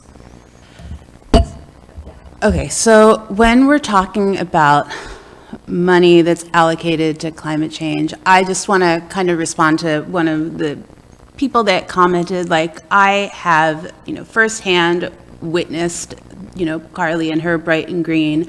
I have seen how it's been like super effective and wonderful at the farmers markets and several other events. And I think that, if we're gonna look for things to allocate for climate change, I don't think that like $3,000 to $5,000. I would like it to be $5,000. I would like for her to get like enough to backfill her supplies, and then she's looking for funding to be able to provide that service at the farmer's market. I'd like to give her a little bit of a cushion to be able to continue to do that. I think that's like a real tangible climate thing that we can do right now that's easily allocated. So, that's something that I'd like to suggest. And you do still have your council support budget for this fresh new fiscal year, and you could allocate $3,000 to $5,000 out of that if you wanted to for that project. But it's all going to be the same money because it's going to go into the general fund. It's all the same money. It's clicked now. That's yeah. Well, it is, but we're opening that door that you were like, we have a line of requests, and we spent a lot of time doing this. And I'm not arguing against Bright and Green. I'm just saying, I thought that our climate stuff was already all tied up. Or no? It is. That's just why I'm saying, my suggestion is you did set aside a small pot of money for small requests like that come out through the year. So if that's something that you would like to take up as an agenda item to consider through those support payments, you could. I love that. And I also want my Welcome to Arcata sign too. So what? Yes. But we'll be looking at the. I'm assuming we'll all be looking at the budget in mid-year, and at that time we can make those allocations. Unless you want to do it now. No, that's fine. No, our assumption is that the make sure allocations that are going to stay out there to the that same was project. an important project that I'd like to kind of look at.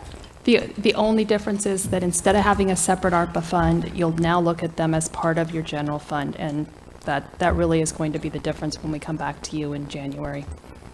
Well, and I think that'll be less confusing. So we can just kind of let go and just finish out the projects, and then we don't have to continue. I guess I do have a question about the participatory budget project. Is that something that already happened?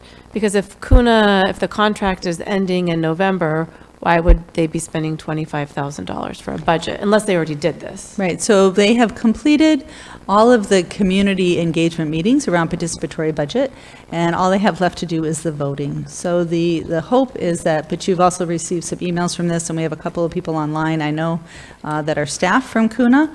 They could certainly answer questions about CUNA if you have them. But they have completed, they'll go through the voting, and then there will be a list of projects. Some of those might be projects that the city staff, they've requested things like benches in the past. Others have been more participatory programs, so they've been dance classes that CUNA has actually coordinated. So until we finalize that voting, which should happen here within the next month or so, then we'll know what those projects are and what level of support those projects will need. Right now, CUNA and its general support is funded through November of this year. And I do have to say that, I appreciated what we did receive from them as far as a quarterly report. What I would have really hoped to see was like a financial breakdown of numbers, like what was spent on what. Like this is like great information. but I'd like to know, like, where that money is going, like what's paying for what. Well, and thanks for answering the question, because I was, when it said participatory budget project, I thought that was money just to facilitate the budget planning, and it seemed really expensive. And so if that's for projects, then I get that. So they're voting, and then that's money, which does answer some of the questions from the email. So there is some, so we're, just to be like really clear for the public, we're actually officially $2,294 overspent, correct, on the money?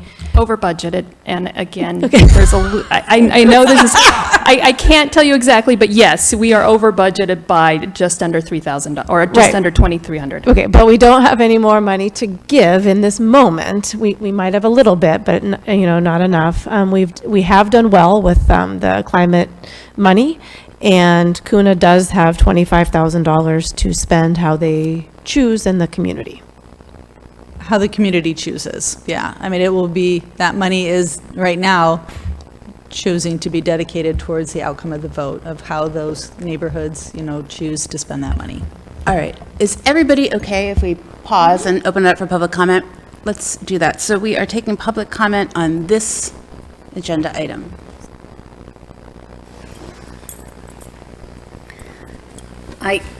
My name's Joanne McGarry, and I'm a little confused still, partly because I can't hear everything that's being said here. I am getting hearing aids soon. But the ARPA monies, I'm a little confused in the chart about the Arcata House partnership. So monies that have already been spent, Arcata House, instead of getting ARPA monies, the city found other grant monies to give to Arcata House for projects. And then Arcata House was being considered, I thought, for some ARPA monies that ended up going to Playhouse Arts for our space. So I'd like a little bit of clarification about that. And I agree that it would be nice to know a little bit of a breakdown on some of those monies, like safe parking, which is a huge chunk of money. What specifically did all that money go to for safe parking?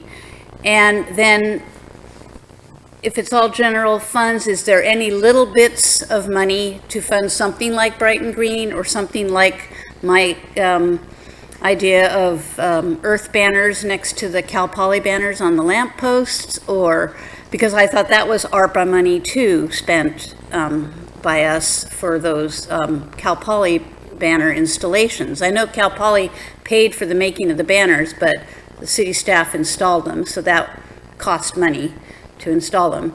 And then, other ideas like I had presented before with native plant garden, replacing the front lawn of City Hall.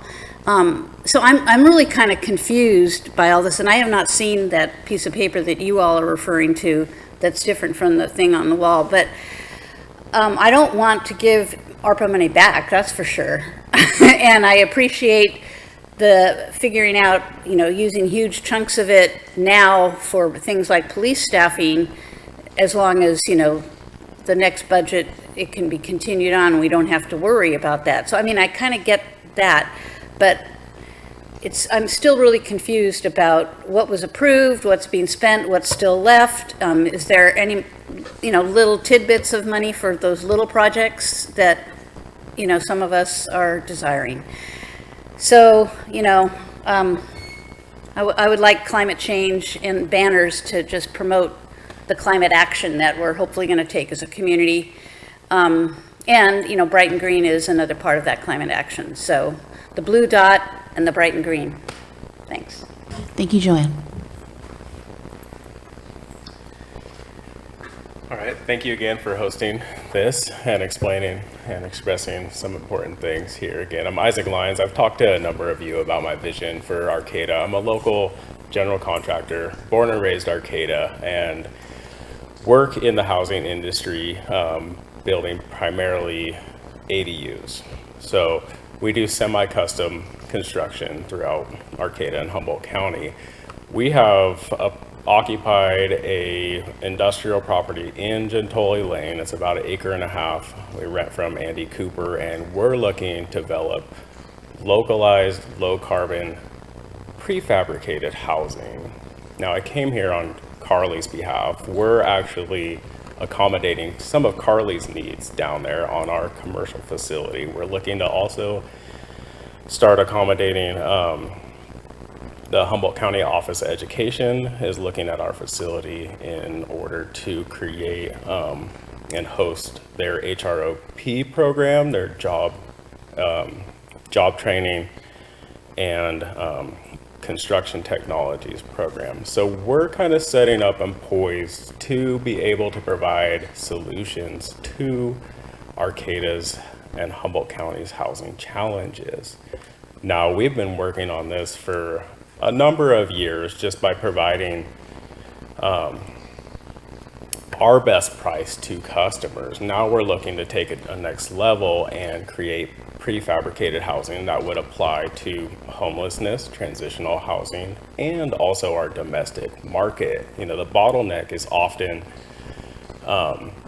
design, permitting, approval, financing, and all these things within our housing structure as we know it are very challenging to get through. So there's all these hurdles, and if you misstep, you know, you fall off and you're in the back of the line. And quite frankly, a lot of people can't afford it right now. The ADU is, you know, you're talking about $250,000 for an ADU. We've built them. They're great. So we're looking to develop an alternative, you know, housing model and system that would be focused on local sustainable resources. Here in Humboldt County in Arcata, we have the tradesmen, we have the timber, we have all the resources here. So I would propose and just offering up some kind of public-private relationship, you know, asking for support, not necessarily ARPA funds, but just proposing a relationship that would allow us to get over and through some of our housing challenges, because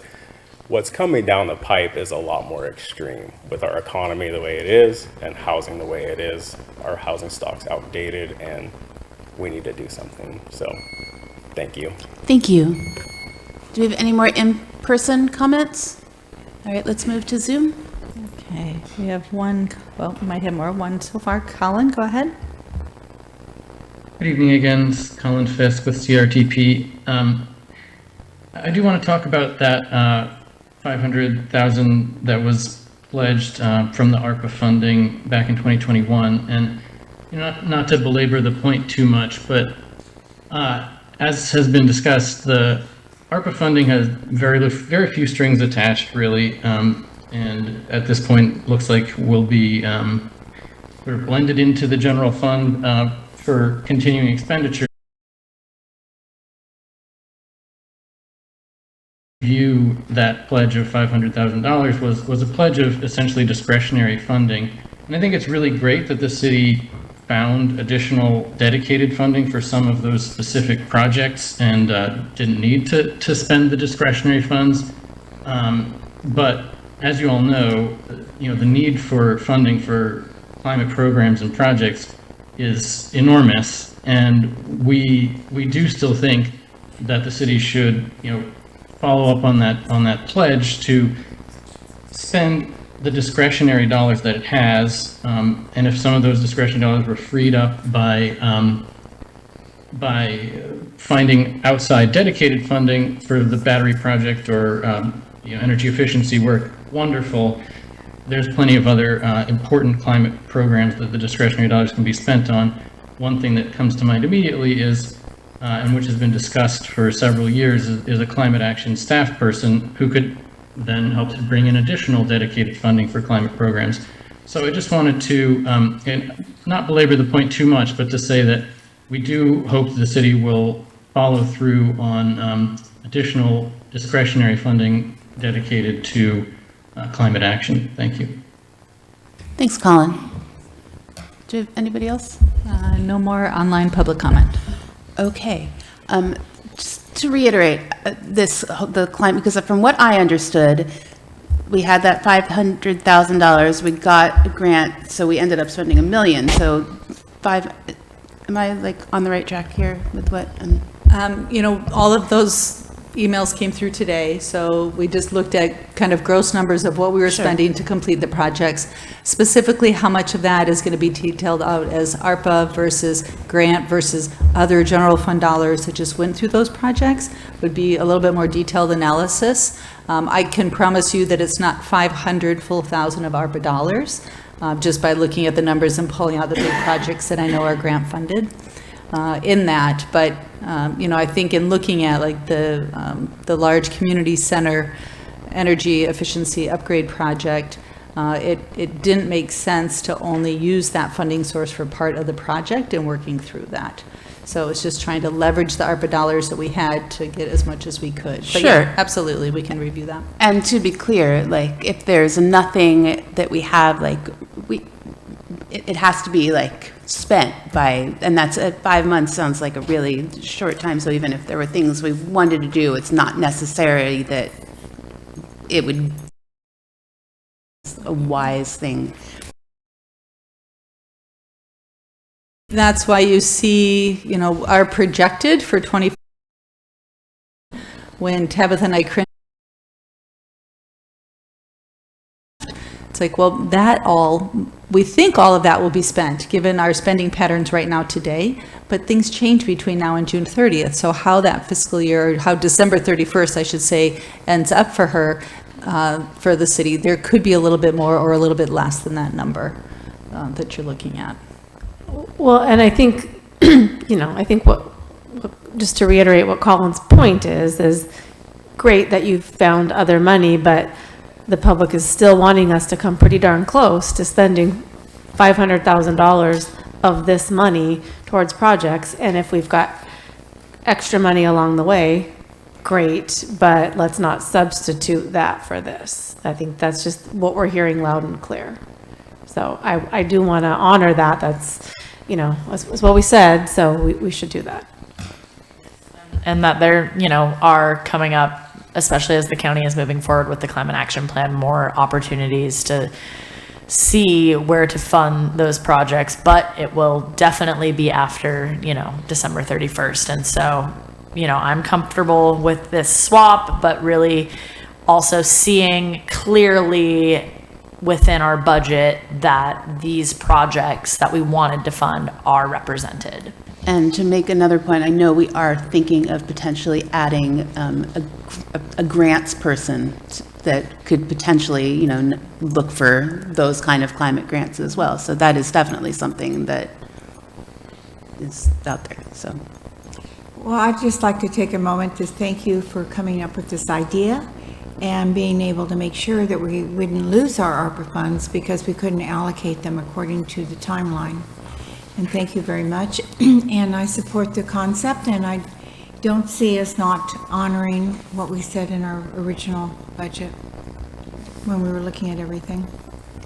And we can, what I would suggest, I want to make sure, because you've said it a few times now, that you want to make sure that you see those in your budget in the general fund after essentially we close out the ARPA fund. And what we will do during mid-year is that we will actually do a budget amendment to adopt those budgets in the general fund, and we will set those aside for the projects that, and whether they're continuation or you add to them, that's really the place. But I want to make sure that you understand that they will be segregated. They just will move to the general fund after that point, but there's no reason you can't and we can't do that. So what kind of an action, let's see, would you like?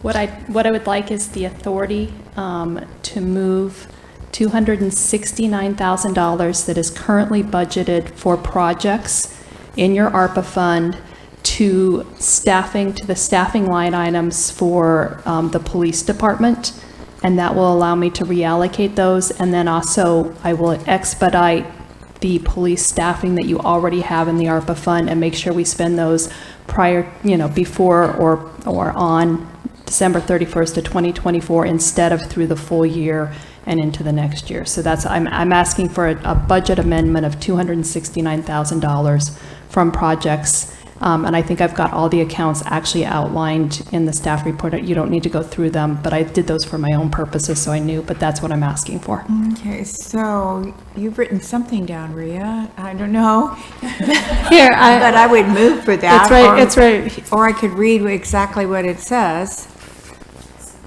It's recommend the council, well, maybe not. Let's see.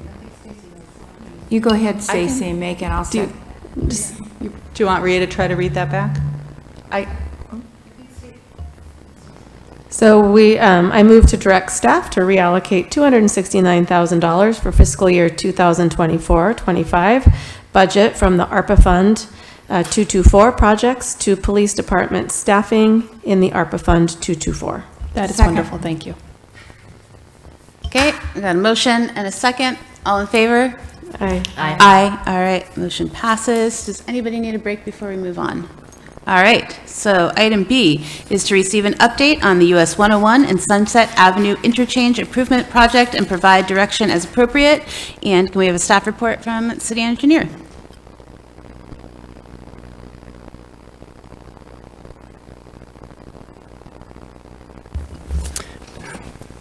Good evening, council, members of the public. This is the day of update today, so lots of updates. Let me get my slides here. Already don't have a lot of slides, but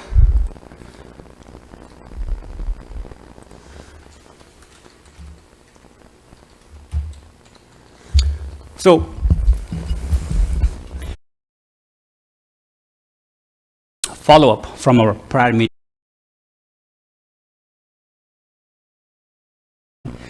At that meeting, mainly there were I would say 3 or 4 comments. Those comments were based on the layout that we had at that time. This is the layout based on our initial concept for the roundabout at the Sunset and Elkwood intersections. The comment that we received was, the first one is, this is the slip lane. Slip lane is an extra lane provided beyond the roundabout lanes. The reason we are providing slip lane here is because the amount of traffic in future, it could back up on Highway 101, and we want to avoid that.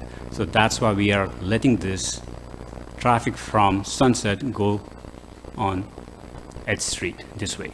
So that will have less congestion on in the roundabout, and it will not back up the queuing to 101. So one of the comment was to please get rid of the slip lane because people may tend to go fast and there's a crosswalk, so eliminate that. So that was one of the comment.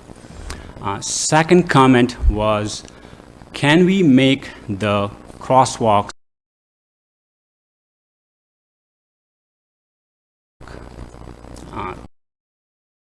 in this plan, most of the sidewalks are 10 foot wide, 10 to 11 feet wide. Because of student population and a lot of people using bicycles and pedestrian walking, 12 foot may not be that we received at the time. In response to that,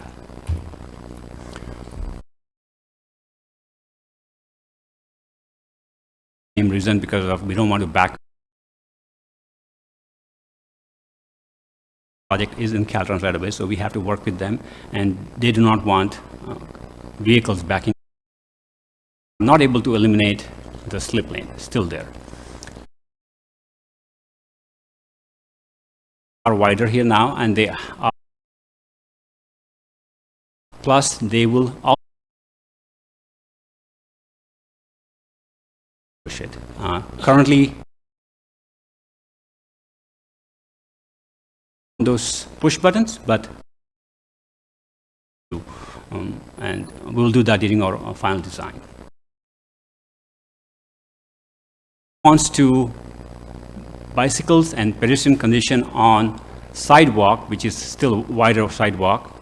The response to that was we added a separate class 4 bicycle lane that will connect trail to the roundabout, and class 4 only bicycle lane in black color here, which will take only all along here, and that does not replace the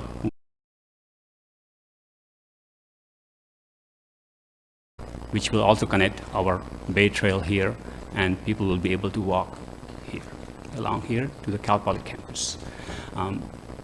Definitely not all the bicyclists want to be on. Show you some scenarios here. Cal Poly or anyone just want to cross the bridge. If it's an avid bicyclist, they can definitely take the roundabout and be on the roundabout with the traffic, because the traffic is supposed to be slow on the roundabout, so they can take that and go wherever they want to. They have an option to take this class 1 trail along this path here, same here, and get on this side. Class 4 bicycle only. Person from our G Street, if you feel comfortable going to the roundabout, take the roundabout, they can. The idea is the speed is slow on the roundabout, so they should be able to do that. If they don't feel comfortable, there is a ramp here, and this is a 10-foot wide, you can call it class 1 trail, it's a concrete. They can go here and take class 4 path to go to this side or this side. Similarly, on this leg, on LK Wood, the same scenario here. Personally, they jump on the walkway, which is wider, avoid the roundabout, and can jump back. Similarly, going southbound, the same concept, bicycle path and cross here and class 4 or. So these right now responds to those comments. So this is it. Please feel free to ask questions if you have. We have responded to those comments. The only thing with that, I'll just maybe give you this is our current schedule right now as we planned. We are in the preliminary design phase. We are moving towards our final design, for which we have already secured the funding. We are seeking funding for construction. We don't have a secure funding yet. We will be doing that. Once our design is up to 50 or 60%, we will have a public meeting in early 2025, and that will be presented at TSC or the City Council sometime in mid-2025 before we go to the final design. And then if we get the funding, most probably, we have to get funding for construction. We will be doing construction in 26, 27. That's the plan. So with that, I'll take some questions. The reason I'm here because I said we will be here in June when I came, so I'm here to answer questions. So, Metro, will you go back to the picture? So what's happening on coming from H Street off the freeway? No, on that side, and so ramps there. I'm just here trying to conceptualize, because especially if you are a bike, is there a way to go that way? Because I guess bikes don't really go that way currently, because it is some sort of maybe bike lane there. And so what's happening with that? Currently, we are not planning that, not bike lane on this. So H Street here, this portion, as a part of the H Street to this part.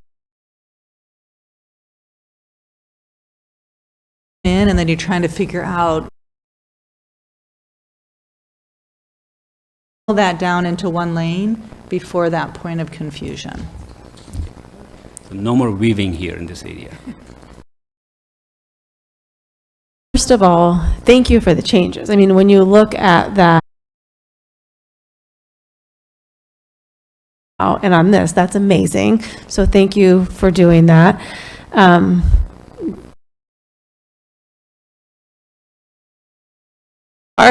So question is on or over on the Cal Poly on the sidewalk as part of that path. And when we spoke about this, I was the one that was like, oh, well, they can just share this. You know, not a good idea. And I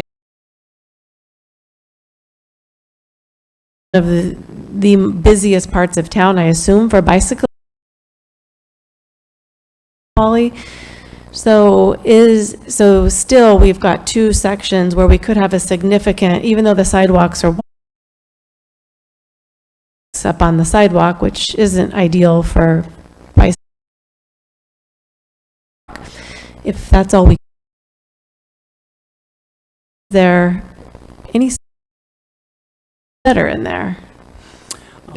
Let me say, Class 1 trail, which trail north, which is 10 foot. And we could call it the sidewalk, but it is a wider Class 1 trail, you can call it. So it is sufficient for, I would not encourage like all the bicyclists to be on this one. Does not feel comfortable going about. The person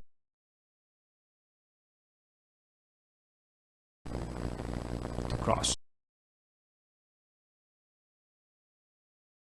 I'm going to open up for public comment. If anybody has public comment, come on up. Are looking for a public comment on the US 101 and Sunset Interchange. All right, do we have anybody on Zoom? My name's Joanne McGarry, and I just wanted to say all of this is being designed, and it's for multi-uses, pedestrians, bicycles, other things, and cars. And we talked about the climate, and I just think that the future for Arcata is really discouraging individual car traffic and promoting other ways to get around our town. So this is great because it's going to be safer and stuff, but we've really got to stop giving cars the #1 priority and giving, you know, our environment the consideration. So, you know, I'm supportive, and I don't know a whole lot about a lot of these engineering type design things, but let's get people out of our cars so that we aren't going to have to need slipways because things will be backing up. You know, we're going to have a future in Arcata where, you know, a car is a rare thing, hopefully, to see. Thanks. All right, we have one commenter. Colin, go ahead. Hello again, Colin Fisk with CRTP. I do want to start by thanking the city for taking those comments last time into account, and particularly for separating out the bike and pedestrian facilities across the overpass and on the south side of the two roundabouts. However, it does seem pretty problematic that the only way to access that separated bike facility would be either mixing with traffic, which we know that the vast majority of potential cyclists don't feel comfortable doing, or riding on what, with all due respect, is essentially a sidewalk, which is also something that is not ideal and for either the pedestrians or the bicyclists. I think if we're going to call those other facilities Class 1 trails, they should be striped with lanes and have the other amenities of a Class 1 trail.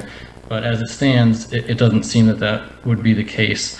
And so, and additionally, really a Class 1 trail in such a busy area with so many bicyclists and pedestrians, we think is not sufficient. So we really would encourage you to, continue that separation that you have added, around the other legs of the roundabout to the extent possible. And additionally, to make sure that there are connections. So one thing that's concerning about this is that it appears that, existing bike lanes on LK Wood and on H Street have been removed in favor of this sort of mixed facility there. And it really would be great to see those bike lanes at least, maintained and connections to the new separated bike facilities provided.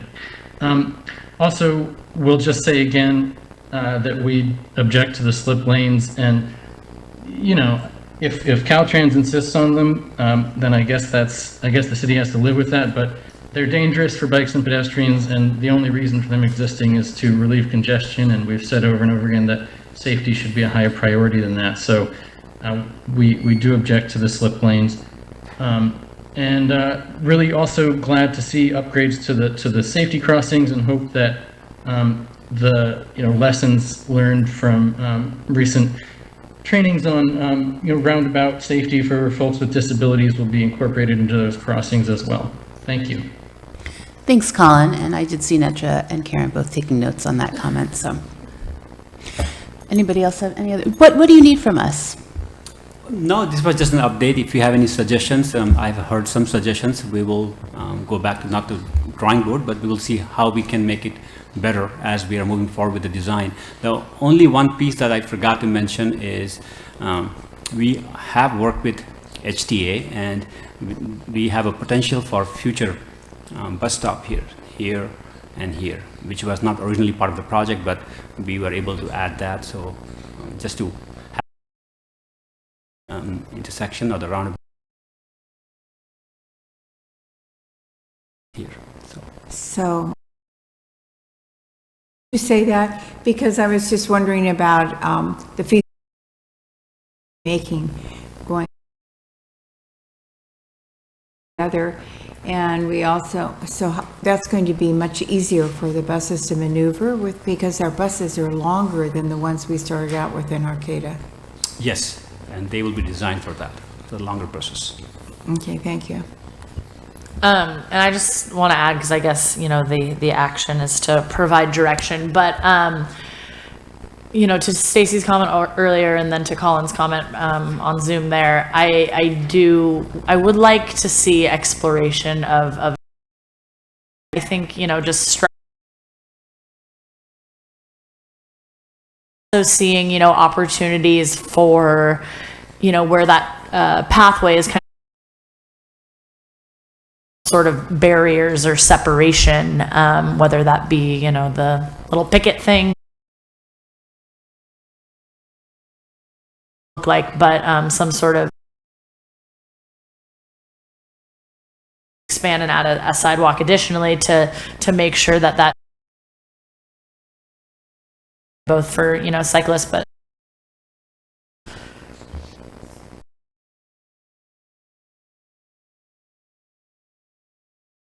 Are you sitting there?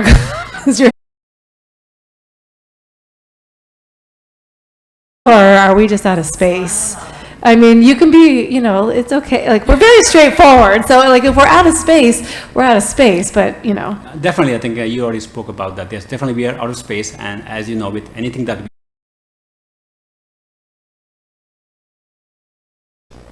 there's a parking here. Or class 4 bike. And I think that's only people who have business here with Open Door or any facilities, people who live here, ballpark, Cal Poly students, they use this for parking, they use this for parking. So it is a trade-off, and it's up to trade-offs. That's what I would say. So yes, I would say at some location there is potential, but there will be trade-off to eliminate that. But it is a trade-off, and we have a limited right-of-way, like with any street projects. All right, well, thank you so much for that. All right. So I know Kimberly's not here, but she did address the slip lane, and she talked a lot about that. So I'm assuming her concerns were taken care of.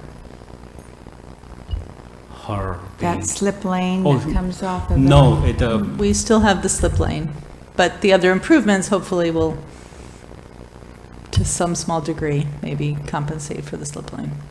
Okay, thank you. Can we keep moving, or we need a break? All right, let's move on to new business.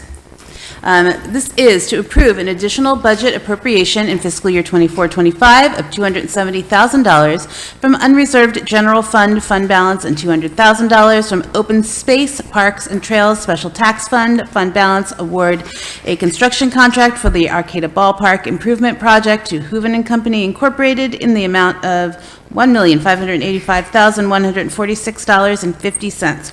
Authorize the city engineer to increase the contract amount by up to $63,405.86, 4%, for a total of $1,648,552.36, and authorize the city manager to execute all applicable documents. And can we have a staff report from Environmental Services Director Emily Sinkhorn? Great. Well, good evening, Council. I'm glad to be here with an update and recommendation to award a construction contract for the Arcata Ballpark Improvement Project. This has been a priority project of the council, of the community, of the Humboldt Crabs baseball organization for several years. And as probably many in this room, out there listening to council, Arcata residents and visitors probably really enjoyed the 2024 crab season. And this is a public space that's really iconic and also draws people to downtown and other downtown businesses. So it's been a priority, for a while. It's also a really aging piece of infrastructure, iconic and exciting that it's been there since before the highway right behind it. But it also means there's significant improvements to be made.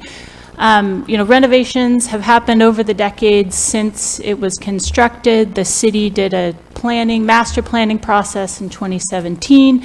We've done bleacher renovations and a new scoreboard last year. These are projects that have happened bit by bit as the city has funding. We had a real opportunity several years ago when Senator McGuire approached the city and the Crabs about making further improvements to the ballpark because he really saw it kind of in the heart of downtown Arcata, this important infrastructure.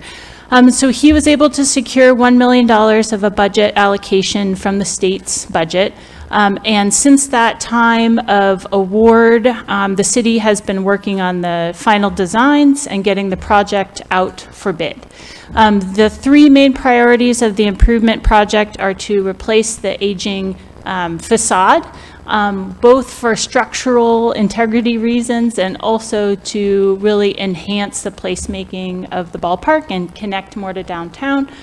Also to open up the entryway to be even more welcoming and accessible from the surrounding neighborhood, and then to make accessibility improvements to the family-friendly left field line. So those are the three priorities. The city staff worked with our design consultants, SHN and Dillingham and Associates, engaged with our Parks and Rec Committee and the community on priorities and for the facade in particular, and came to a design, put out construction bid documents on July 3rd. We received bids back, and we received two bids, and both were over 50% over our engineer's estimate for the project. We had planned for in this current fiscal year budget for a project to come in, anywhere of 1.1, a little bit more than that, million. And so we had planned budget for that with funding that includes the budget allocation from Senator McGuire, a $100,000 pledge from the Humboldt Crabs organization, as well as other parks and recreation specific funding to get to that point. But as staff, we noted that there was a budget gap between what we had budgeted this fiscal year and where the bids came in at. We considered just the options for when bids come in high and we don't have that much budget available. One of the options is to change up the project slightly and rebid for construction bids. Given the tight timeline for construction and expectations of the community, the city, and the crabs to have this construction happen before the next spring and the next crab season, we really saw the imperative need to continue with the bids that we received. When you rebid, there's no guarantee that bids are going to be less, and often we have seen they will be even higher. I think many jurisdictions have seen construction costs continue to escalate, and I think that is what we saw in this case. So in order to leverage the state grant from Senator McGuire and to kind of be able to complete this priority project, staff is recommending an additional budget allocation from the general fund of $270,000 from your unreserved general fund balance, and then additional $200,000 of reserves from the open space, parks, trails, special tax fund. So that's the Measure A fund.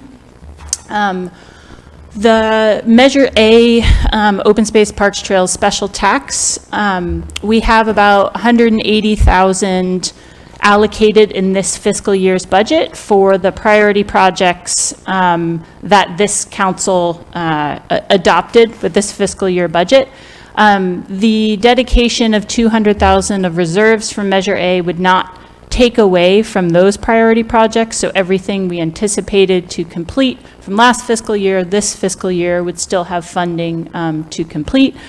One of the purposes of passing Measure A in November of 2020 was to be able to have a funding source for unanticipated challenges or opportunities, and at the staff level, we feel this is consistent with that purpose, and especially for a priority park project in Arcata. So I'm happy to answer any questions about the recommendations. You want to go ahead? I don't know. I feel like as somebody that the crabs are like basically my personality during the summer. So I've been to probably 20 games this year.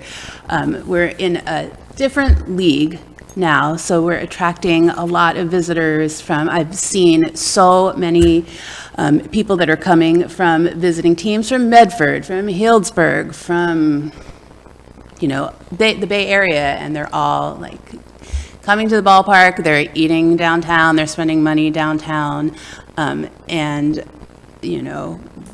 everybody, and it's definitely, it was a priority project from Senator McGuire, and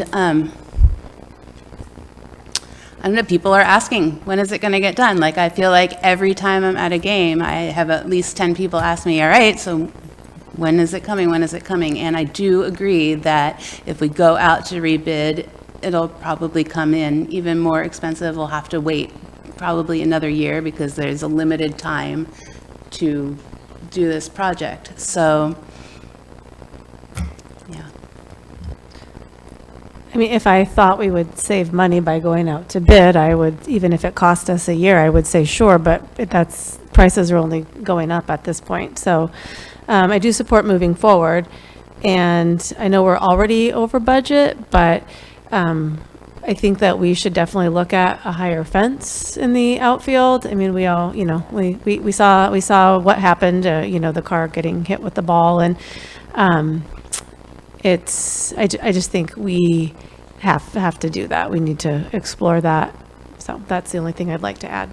Yeah, and I would like to, I'm sorry, go ahead. Well, and just to that, to kind of explore options to work with Caltrans on that, because as was said before, that ballpark has been there longer than the highway. And so, it's their highway. They put it there. So let's, work with them and try to work together and see if they have, any funding available for that as well. Because, the crabs are only getting better at baseball. So they're hitting the ball further and it's going out into the highway. And so, I think, and also as you said, we're playing in a different league now. We're bringing in teams that are of a higher caliber as well. And I do see that is probably going to continue to happen if we don't, do something about just increasing the level of the netting. So, Yeah, and I would be interested in, anecdotally getting some data from the Crabs Board about how many times, if there have been accidents, from foul balls going one direction and how many cars they're hitting, and,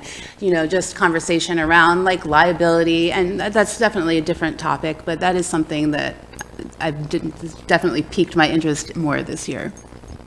That's one reason the fire department has their windows protected. Over the years, they've had foul balls hit them, and people that are concerned about their windshields really don't want to park that close to the ballpark, I would say. But I think we're really fortunate to still have the Crabs and have them coming. And if we think we need to spend some additional funds on the fence or so forth, we're going to be and we sort of allocated what we thought maybe Baton Rouge would do this year, and maybe we want to redirect those funds and have them go into something that needs to be done at the ball field. It's just a different thought. Baton Rouge should probably happen in May, just before the Crabs happen. That's baseball and drag, and it happened in 2000, I don't know what, 10, 12. We did it twice, and it was very beneficial in finishing the Ridge Trail, and that's what the allocation was for. So with that, I would move to approve an additional budget appropriation for fiscal year 50,000 from the unreserved general fund and 200,000 from the open space parks and trails special tax fund, and award a construction contract for Arcata Ballpark improvement project to Hooven and Company, Inc. in the amount of $1,585,846.50, and authorize the city engineer to increase the contract by up to $63,405.86, and that's 4% of the total, and authorize the city manager to execute all applicable documents for that.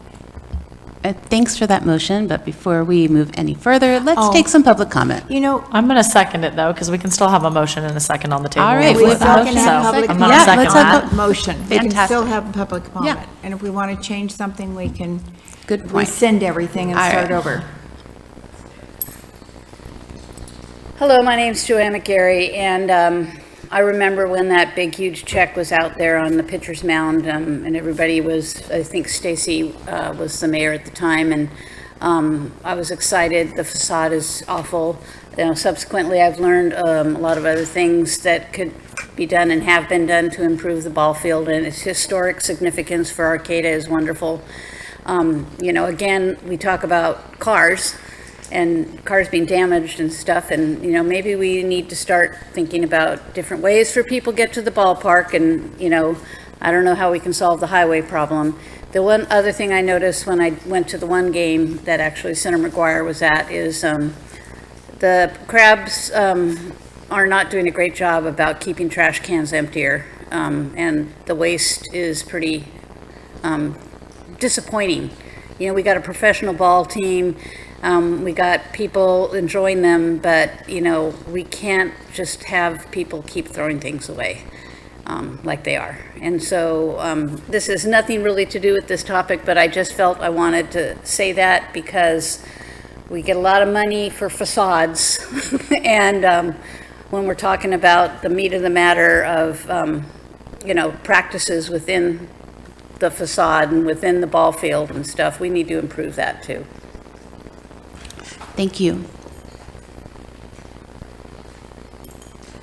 Good evening. It'd be nice to see a picture of it.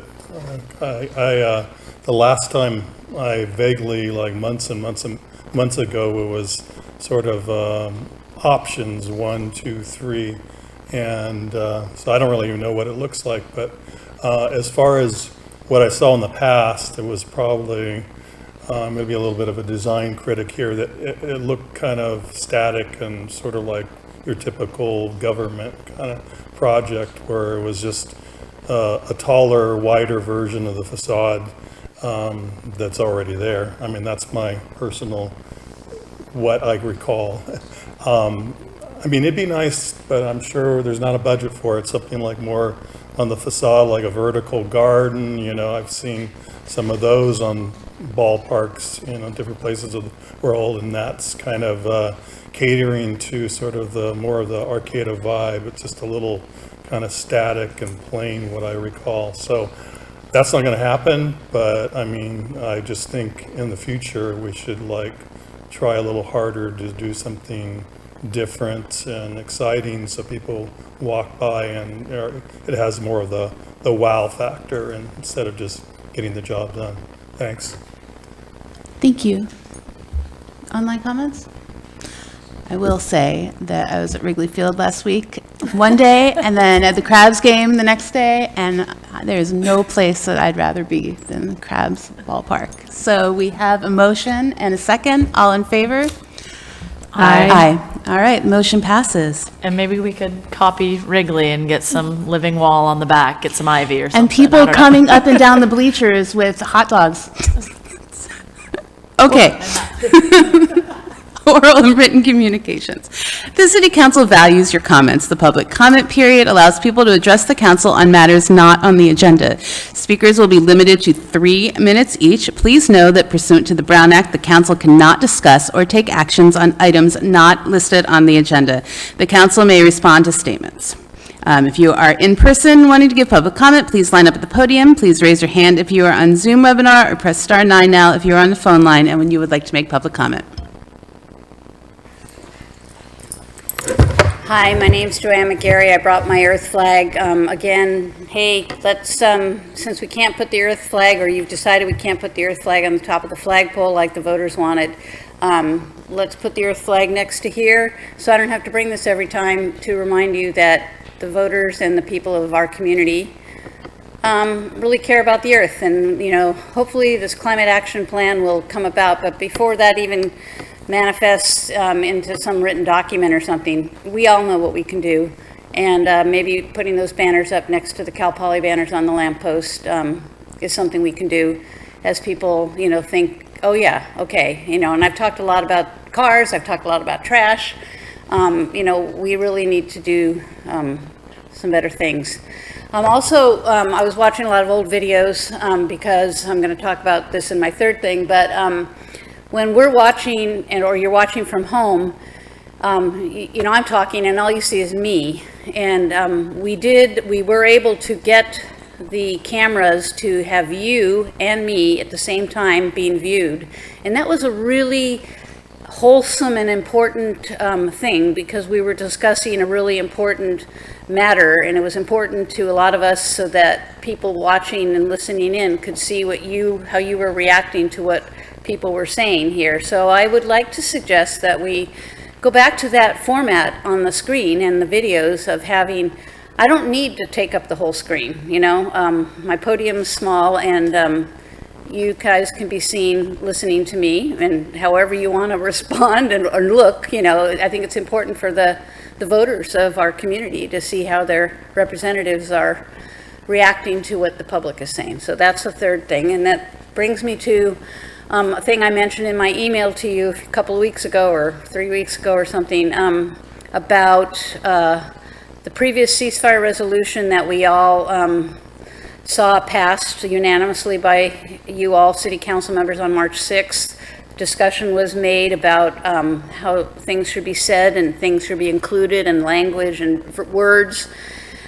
Some of the suggestions that came from this podium by people who spoke in and others who called in and probably have written in was the concept of no more funding by the United States of the State of Israel while it's currently involved in a very internationally challenging conflict, and on the complicity that many people feel about our tax dollars going to that.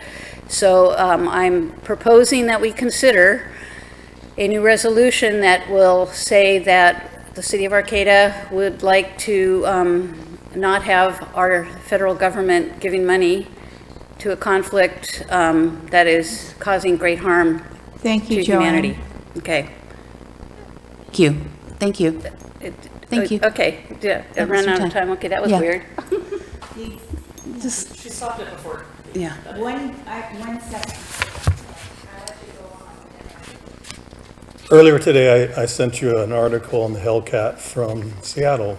I don't know whether you all read that, but it was actually probably the third installment because there were two older ones that I had saved in the past, along with another article, why is it so deadly to drive in America?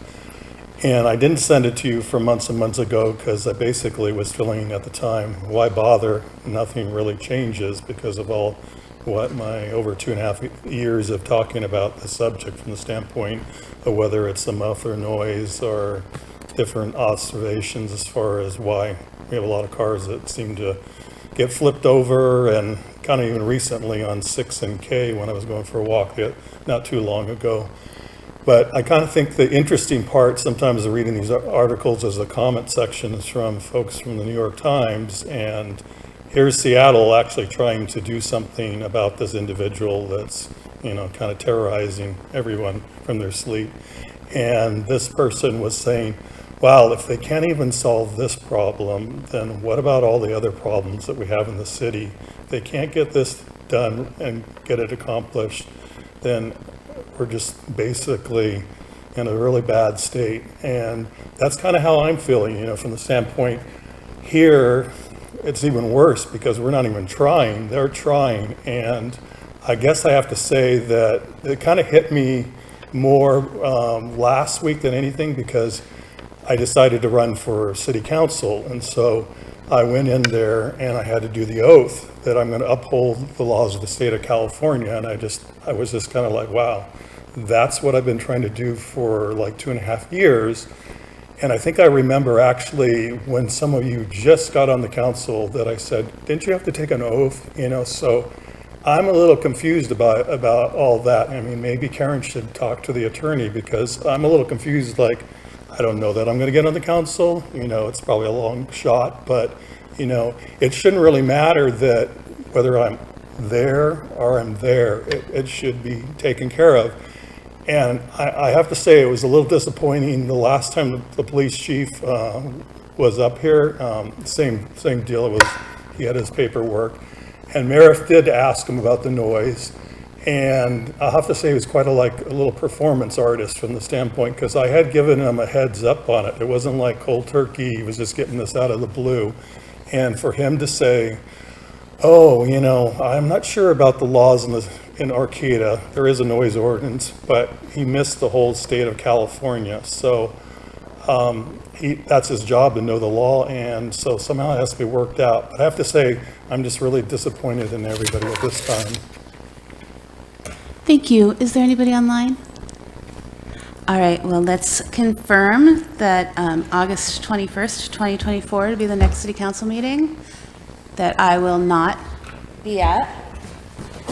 Hold on.